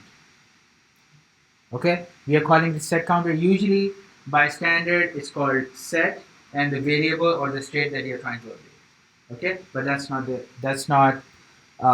going to stop you from coding. You can say function to set counter. Okay, doesn't matter. The only thing you need to remember is the first instance, this is going to be a variable which is going to hold the value. Right now it's going to be 0 because that's what you're passing. This is the function that you're going to use to update the state of this variable. Okay, so whatever you name this function, that's the function that is going to replace this dot set state. Okay, Good? Maybe? Okay. Again, use state, this is a hook, this is a function that returns two things. It returns an array. Okay? And the array that it is going to return has two indexes. On the first index would be the variable name. This would be the state that you're going to be watching on. The second index is going to be a function that you're going to use to set the state of this variable. Okay? The first one takes place of this syntax over here. Okay, it's 0, so you're passing a 0 over here.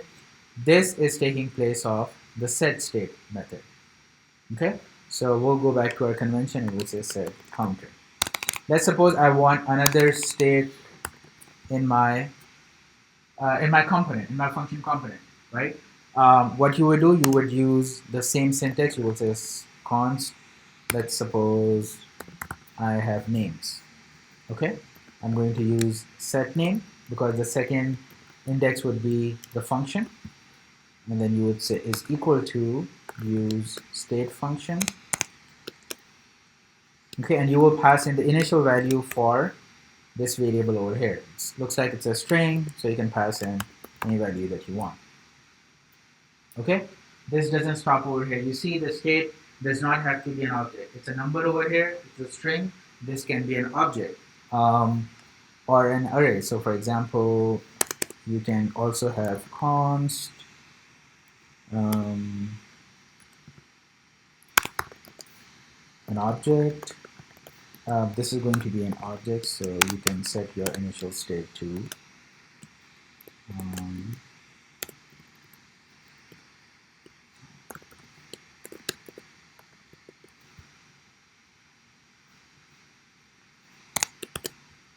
okay, so your hero is going to be an object this time. Okay, and you are initializing it with an object.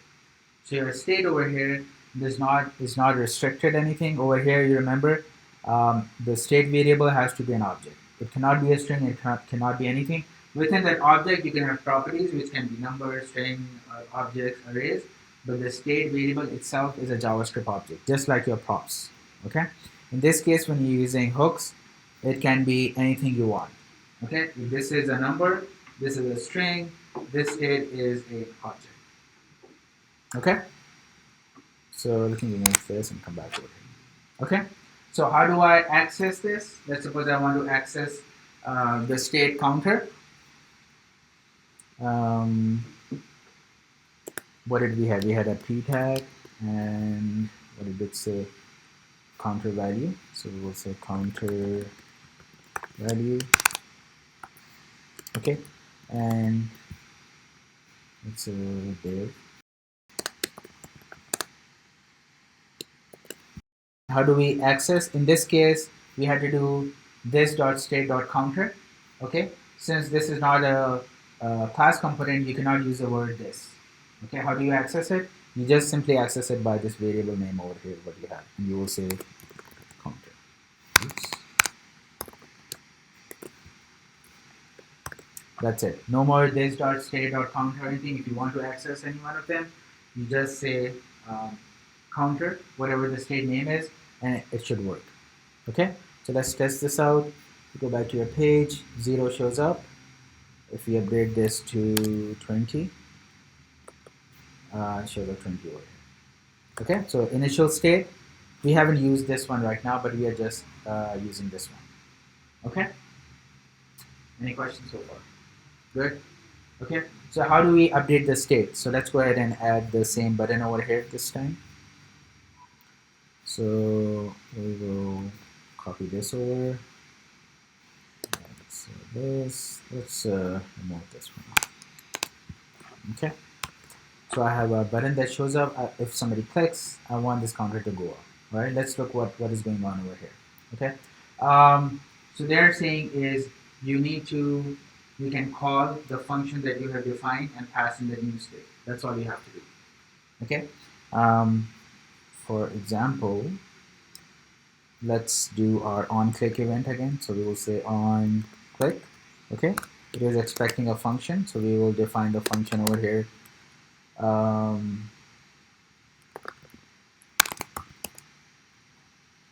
And const handle on click. Thought books takes care of that for you, you know, what to call it. Right, yeah. We'll remove this. Okay. So what Kelly is saying is on click.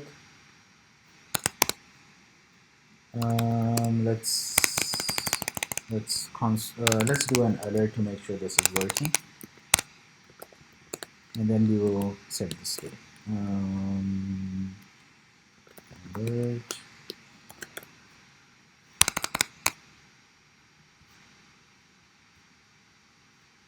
Okay, let's go back over here. Click on this, alert shows up. Okay, so my on clicks are working. All right. Welcome to what Kelly is saying. It's actually yes and no, and we'll see. Maybe we'll elaborate what you are saying. Okay. So right now we have an on click function. On handle click comes over here. Now I want to update the counter. Right? How do I update it? Remember, in this case, we were saying this dot set state. There is no more set state method. Instead, there is a method that you have defined over here. So you would simply call this calling set counter, and you would pass in the new value. So this would be counter plus 1. Okay, so if you go back to your example, you click, the value goes up, same as it is working. My initial is 20, that's why it goes up. Okay, so no more set state. This is where the function gets called. Okay, whatever you define over here, you have to use the same function to update the state. Now, if this was called set function counter or whatever, then you will have to use the same function to update the state over here. Okay, so when you call this function, you have to pass in the new state. Okay, this time I'm saying the state should be updated. Okay, all right. Any questions before we move on to what Kelly was suggesting? Good. Yes. Dependencies is just one use state. Is it what? There's. What is it? Okay. All right. So Kelly, are you talking about something like this? Yeah. Right. So I remember reading something about it saying it handles like it's Okay. So right. So it doesn't. So what is going on over here is it's the exact same thing that I am doing over here. Okay. The only thing is, remember, we were wrapping our functions so that, what is the problem with this function? You can only pass a single argument to this, which is going to be event. Okay, if you want to pass something else, you cannot do it. What do you have to do? You have to wrap it around an anonymous function. And that is what they're doing over here. So they're wrapping around an anonymous function and they are calling this function. Okay, so what happens is, this is like 2 or 3 lines. If you don't want to do this, what they're suggesting is wrap it around a anonymous function like this. Okay, and then within that you can do anything you want. You can call this function, this will also work, or you can set the state directly using set counter count plus 1.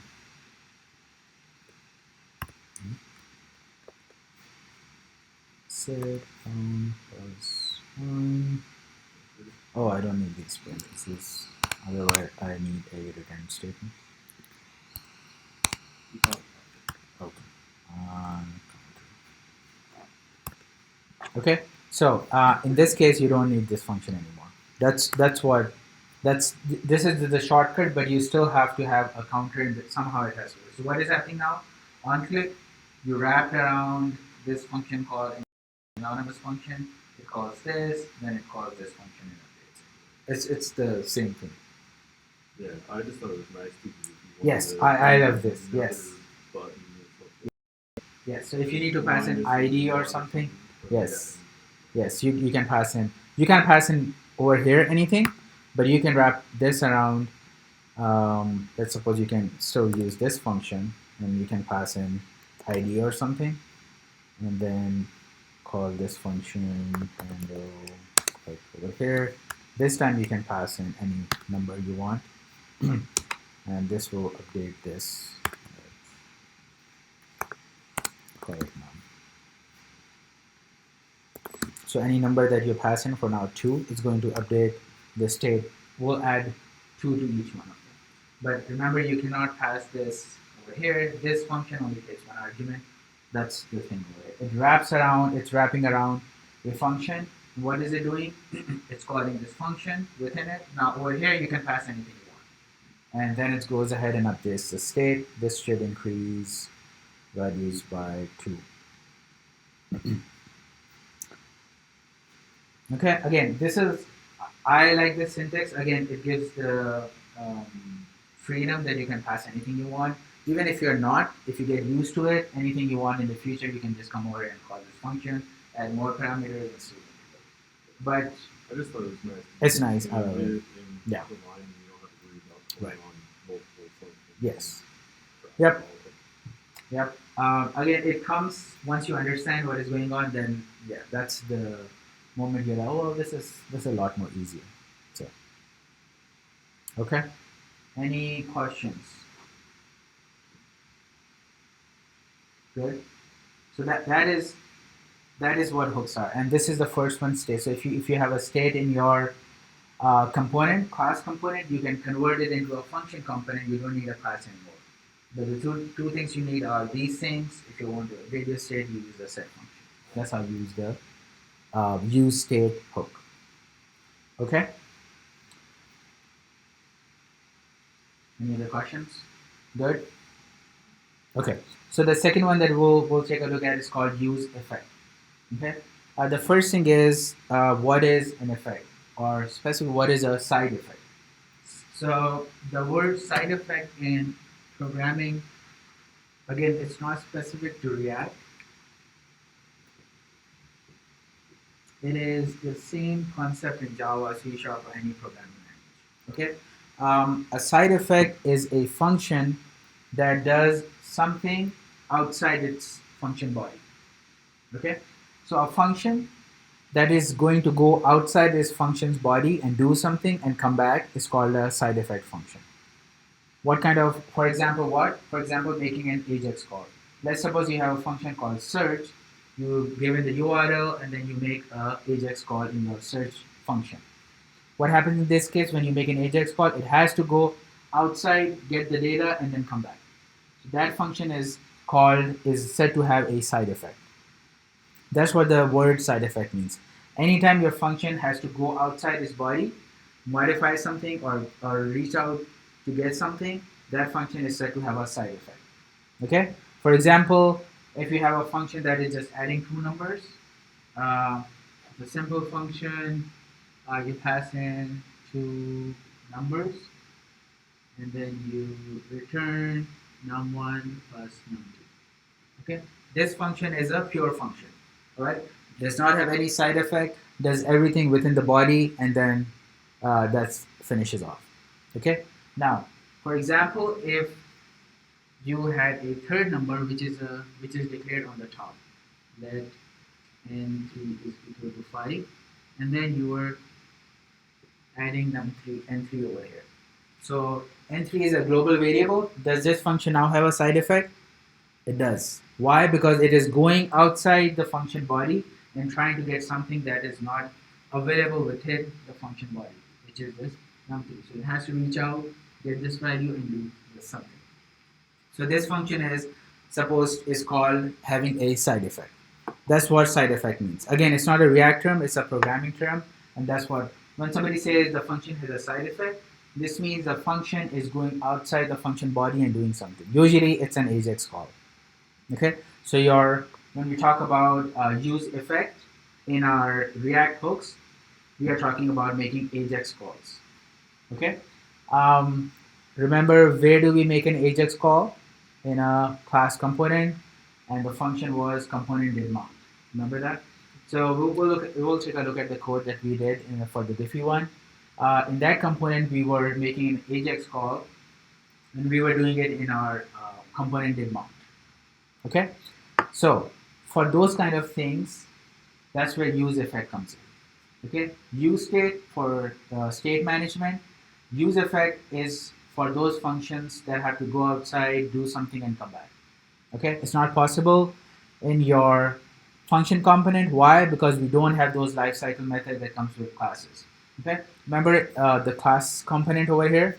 It gives you those lifecycle methods such as component did mount, component will mount, component did unmount, and all those stuff. Okay, in your class component, none of those are available. Okay, you cannot use those functions. So that's where use effect comes in.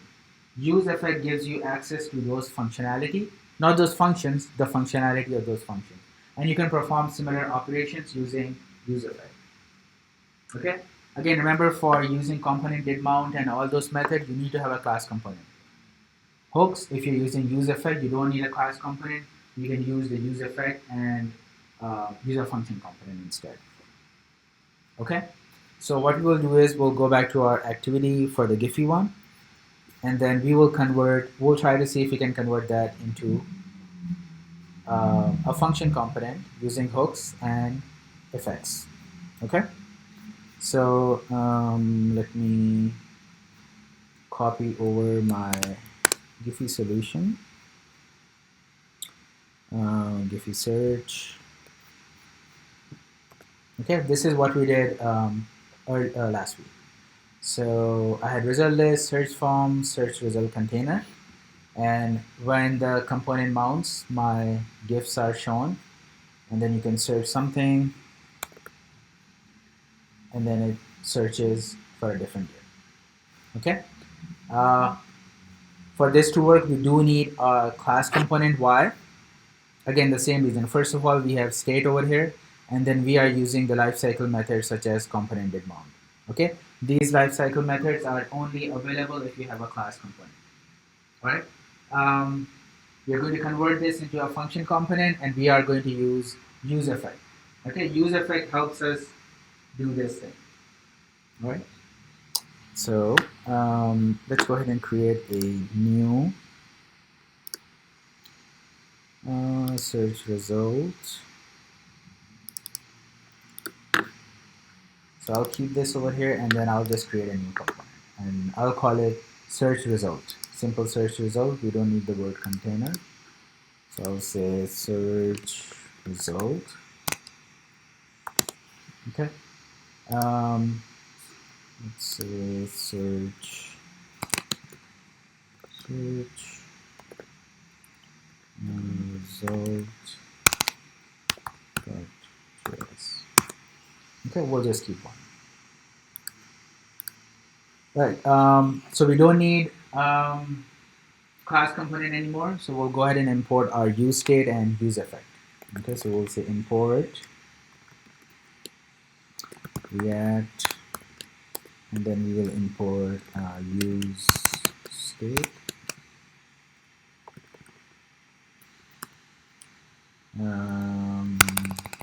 Let's complete this so that it helps me. Use React from React. Okay, now it should use state and then use effect. Okay, let's go ahead and create our function component. Const search result. Okay.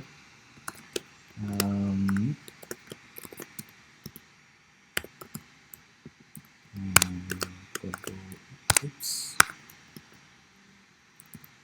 Okay, and then let's export default search result. Okay. All right, so our search result is going to be replaced with our search result container. We'll go ahead and change that. All right, so let's go ahead and see what our result container was. Base URL and API key, we need that, so I'm going to copy these over in my component over here. Of course, this is a search. This is a function component, not a class anymore. So I need to actually use a let or a const. In your class component, you don't need to have a let or a const. It will automatically consider it as a class variable. So we'll go ahead and put our const. Okay. And the next thing I want is my state. All right, so let's take a look at search result. We are using two states, result and search. Results is an array and search is a string. Okay, so convert that into your state hook.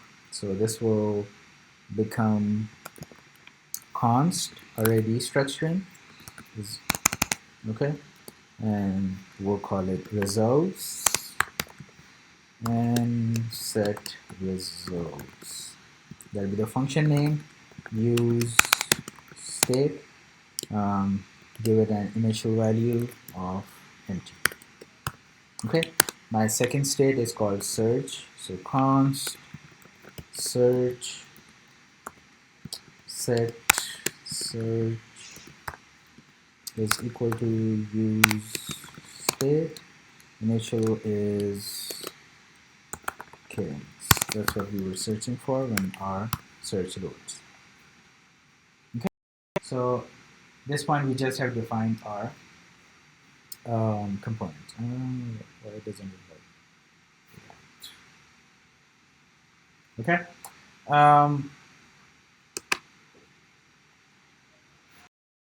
I'm missing my return. That's why. So let's do a return. Div. Okay. Now let's go back to our component. In our return, we were loading the search form and then passing in the results. So we'll do the same thing. We'll call a search form.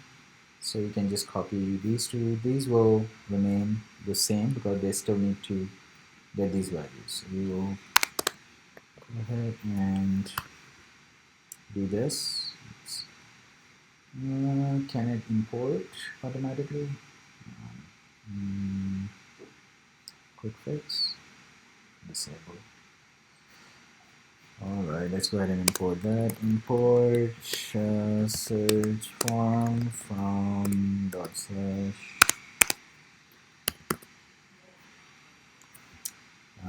search form. Okay, and then import. What was the next one? Reserve list. So import reserve list from // reserve list. Okay, both of them are imported. No this anymore, so we'll remove the this from here. Okay. We don't have this dot state dot search anymore, so this will be replaced with just the keyword search because that's what our state is called, and that's what we need to pass in. So we'll just say search. Okay. This dot state or result does not exist anymore. It's just called results, so we'll just do results. Okay. We need these two functions, so go ahead and define these two functions. So we can copy the definition. Handle form submit, handle input change.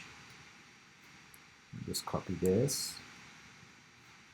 And we'll remove these things for now. Remove these. This inside a function, so I need to define const keyword.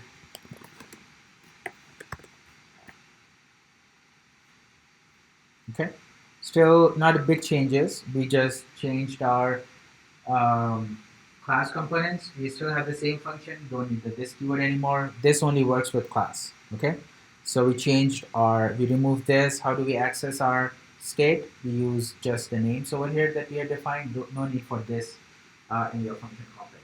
Okay, so we converted this into our function component using state. All right. We are still missing one method, and that is the method that has to do the Axios call for this one. This thing, component did mount. Okay, what does this mean? When my page loads up, it makes a call and brings the results and then set the results.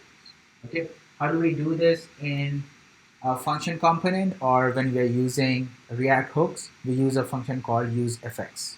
Okay, what does useEffect do? UseEffect is a combination of component did mount component will mount, component did unmount, render, everything. It's like a combination of everything. Okay, so you don't have to worry about each individual overriding these methods in your class component. You can just use one single function called useEffect, and it does all of these operations for you. Okay, there are different options that you need to tell it, but the function is called useEffect, and it does all these things for you. It will get called when the component mounts. It will get called when component updates. It will also get called when the component unmounts. Okay, one method to do everything. Okay, so how do we use that? Such same as your state, you will say useEffect function. Okay, useEffect takes a callback function. Okay, so we are going to give it a callback function without any arguments. All right, I'm going to use my use our arrow function syntax. So we'll give it a anonymous callback function. Okay, and then there's a second argument that is going to be an array. Okay, we'll come back and we'll talk about what goes inside over here. Okay, what does it mean when you put in any of the state variable, for example, search over here? Okay, so what this is saying is anytime your search state changes, you are going to fire useEffect. That's what it means. Anything that you put inside your array, anytime that state changes, your useEffect is going to get fired. So in this case, what am I saying? I'm saying if my search, for some reason, anywhere the search variable, which is a state variable, changes, which means I'm calling a set search somewhere, it has to go and call this method again. Okay? If you put in results over here, this means anytime your state variable result changes, your useEffect is going to get fired. What does this mean? It's going to get fired, this function. We haven't defined anything inside. We write some code. Okay, that's what it means. If you leave it empty, this means this function is going to get fired only once, the first time. When your component mounts, that's the only time this function gets called, and that's it. That's what it means. Okay? Now, for example, in this code, we can now go ahead and copy our Axios call. Don't worry about this. Okay, so we are saying, I need to import Axios. Import Axios from Axios. Okay. So what is it saying? Empty array. This means when my component loads, that's the only time this is going to get fired. My useEffect function. Okay. And what happens when it gets fired? It's going to go ahead and call this callback function. It's going to execute whatever the code inside is. Okay. The code inside is not correct, and you can tell why, because I have this variable. We don't need this anymore. Okay, so we'll go ahead and correct it. Okay, if I put the keyword search here, this component is going to get fired the first time, and every time the search this variable changes. Anytime you assign a new value to this search state variable, this function is going to get called. Okay, if I change this to results, anytime the results variable gets updated, this function is going to get fired the first time and every time this changes.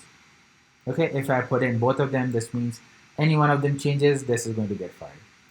And if you leave it empty, this means this function is going to be only called once when your component mounts, and that's it. It's never going to get called again.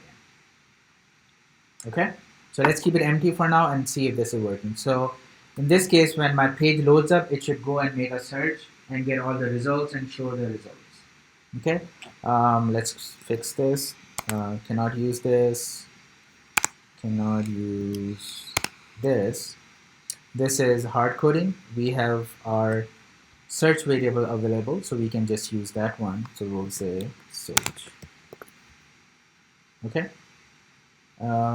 This is correct. Is this correct? No, we cannot use this dot state anymore. So we will replace it with our. We are try to set our results. So our function would be called set results. Okay. And what is the argument? It has to be an array because results is an array. And then the array is in our res.data.data. Okay, this is coming from Giphy. Error function, that's good. That should be good. Okay, now if you load your page, what happens? Let's see. It is only going to get fired once and only once. When it loads up, it's going to make a call, search results, and show you something. Okay, so let's go ahead and instead of our, let's modify our app and change this to search result instead. No, don't tell me import. So search result.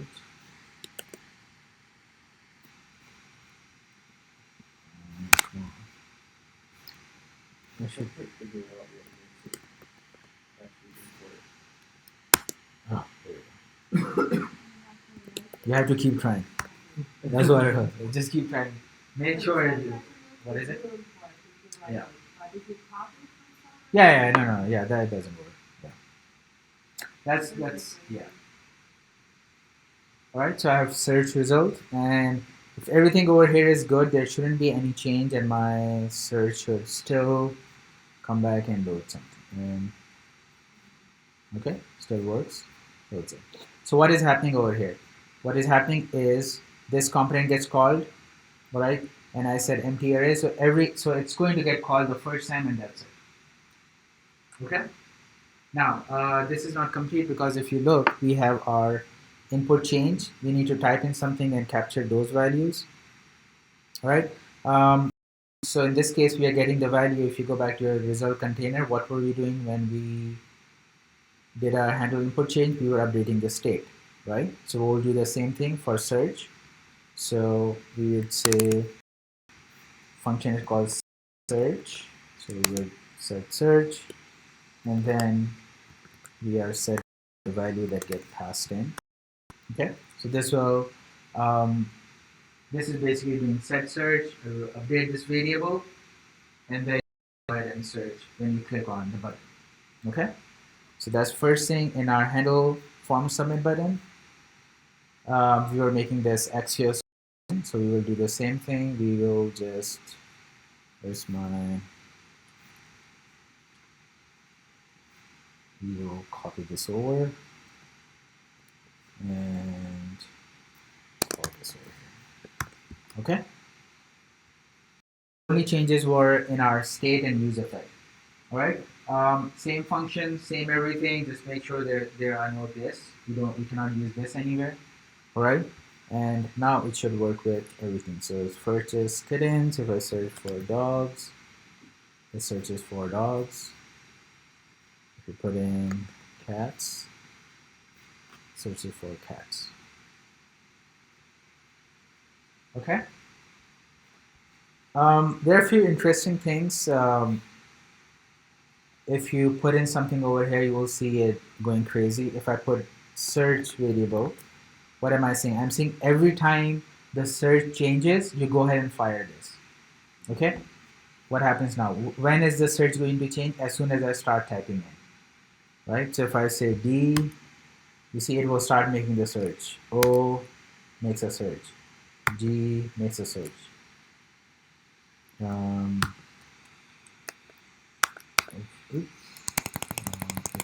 As soon as you start typing in, and the reason is, what's happening is I'm saying every time this state changes.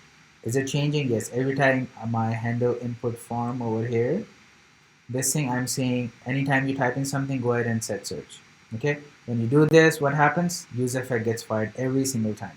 So that's why I had empty over here, because I'm saying fire it the first time. Every time else, when I click the button, then it's going to get fired. I'll deal with the set results on my own. I don't want this kind of behavior. So that's why it works when you do it only once. But if that's you can see the advantage. If you're looking for, as soon as the user starts typing, you want some pages to load, you would have to mention this over here in your user file. Okay. Any questions on this thing? What is it? Over here, 0. It doesn't do. I don't know what it will do. It's just because it doesn't exist. So state this array is saying what variables to watch. 0 probably doesn't do anything because it's not going to be. Yeah, it doesn't do anything. Yeah, because there's no 0 state. It's looking for. So usually you mention one of these. Whatever your state is, that's what you mention over here, and it gets fired every single time that state changes. Have something over here. If you leave it empty, then it only fires once. That's what it is. Okay. Any questions? This is just a basic overview. There's a cleanup method. There's a few more things in the use effect. Highly recommended. Look at the documentation. First, make sure that you understand this, the basic concept. Then go ahead, convert this into your hook functions. Ethan, Sam, Lee, is it okay if these guys use hooks in their homework? Okay. Well, you guys are welcome to use React hooks in your homework. Okay. Yes. Can we put a console log in user result? Search result. The other component. This one. With No. search result. With result list. Result. Okay. What do I do? Can you put a console log in that component?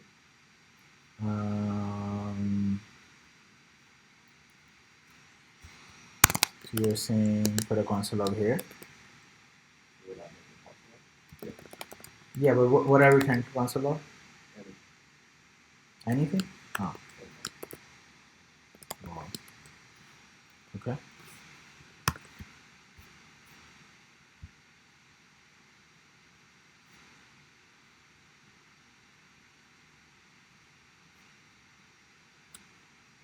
Let me can I tell you why it comes up twice? hold on. Okay. So it's so what Chris is pointing out that we have a console log on result list, which is okay over here, right? And our console log over here is coming up twice. Okay. Before he answers, anything in the code that you see that is making it log twice using the concepts, it probably has to do something with use effect. But why is it getting fired twice?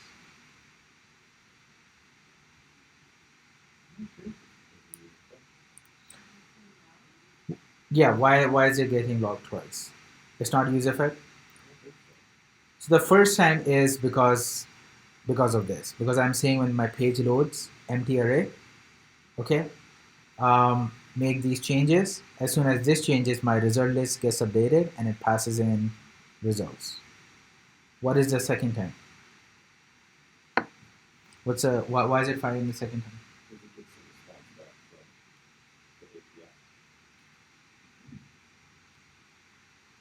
Because it gets the response back from the API. Because it gets the response back from the API? From this one?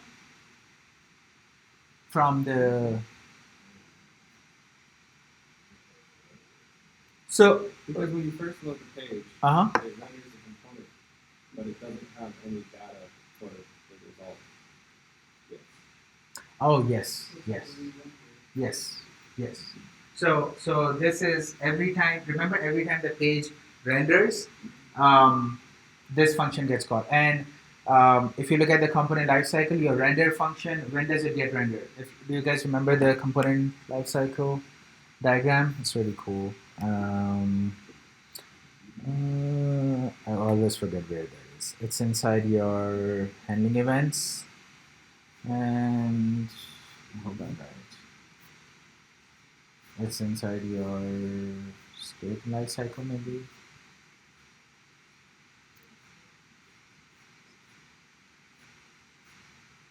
Oh, come on. Why do I keep forgetting where it's yours? Okay, I should like bookmark this.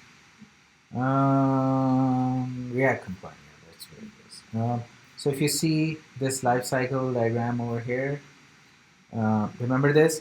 So when does your render function gets fired? It is actually getting fired every time the mount happens, and then when an update happens. Okay?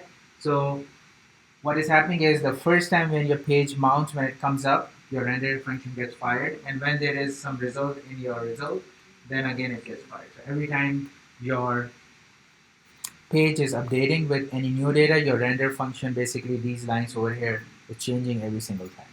Right? So this is a really good example to kind of understand that how these functions are working. So every time your page renders, your data changes, your whole of this is kind of changing. Now you can log the results, the first one is going to be Empty, yes. So that's what it renders empty, then you get some results, which means it is updating. So this time it fires it again, and then your page kind of loads up with the new values. Yes. What is it? Using this. What is using this? Yeah, It doesn't work. This won't work, right? It's not a class component. This.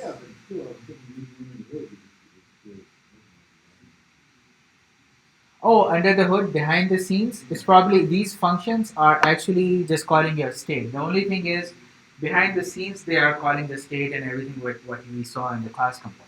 Yeah, behind the scene, that's what probably they are doing. They have wrapped everything around it. But again, why the twice thing is happening? It has nothing to do with this or anything. It's this component lifecycle. Oh, again, I see. Because it looks like a class component, that's why you guys think yes. So every single time this happens, these functions get updated.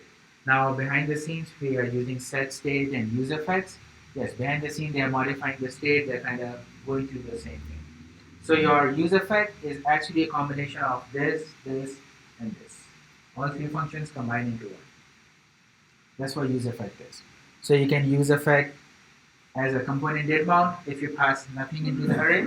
If you pass something in the array, this is going to get fired. This one I'm going to leave out, but they have examples called a cleanup. You can pass in a function called cleanup, and if you have that function in your use effect, this is going to get fired. That's what it is. Okay.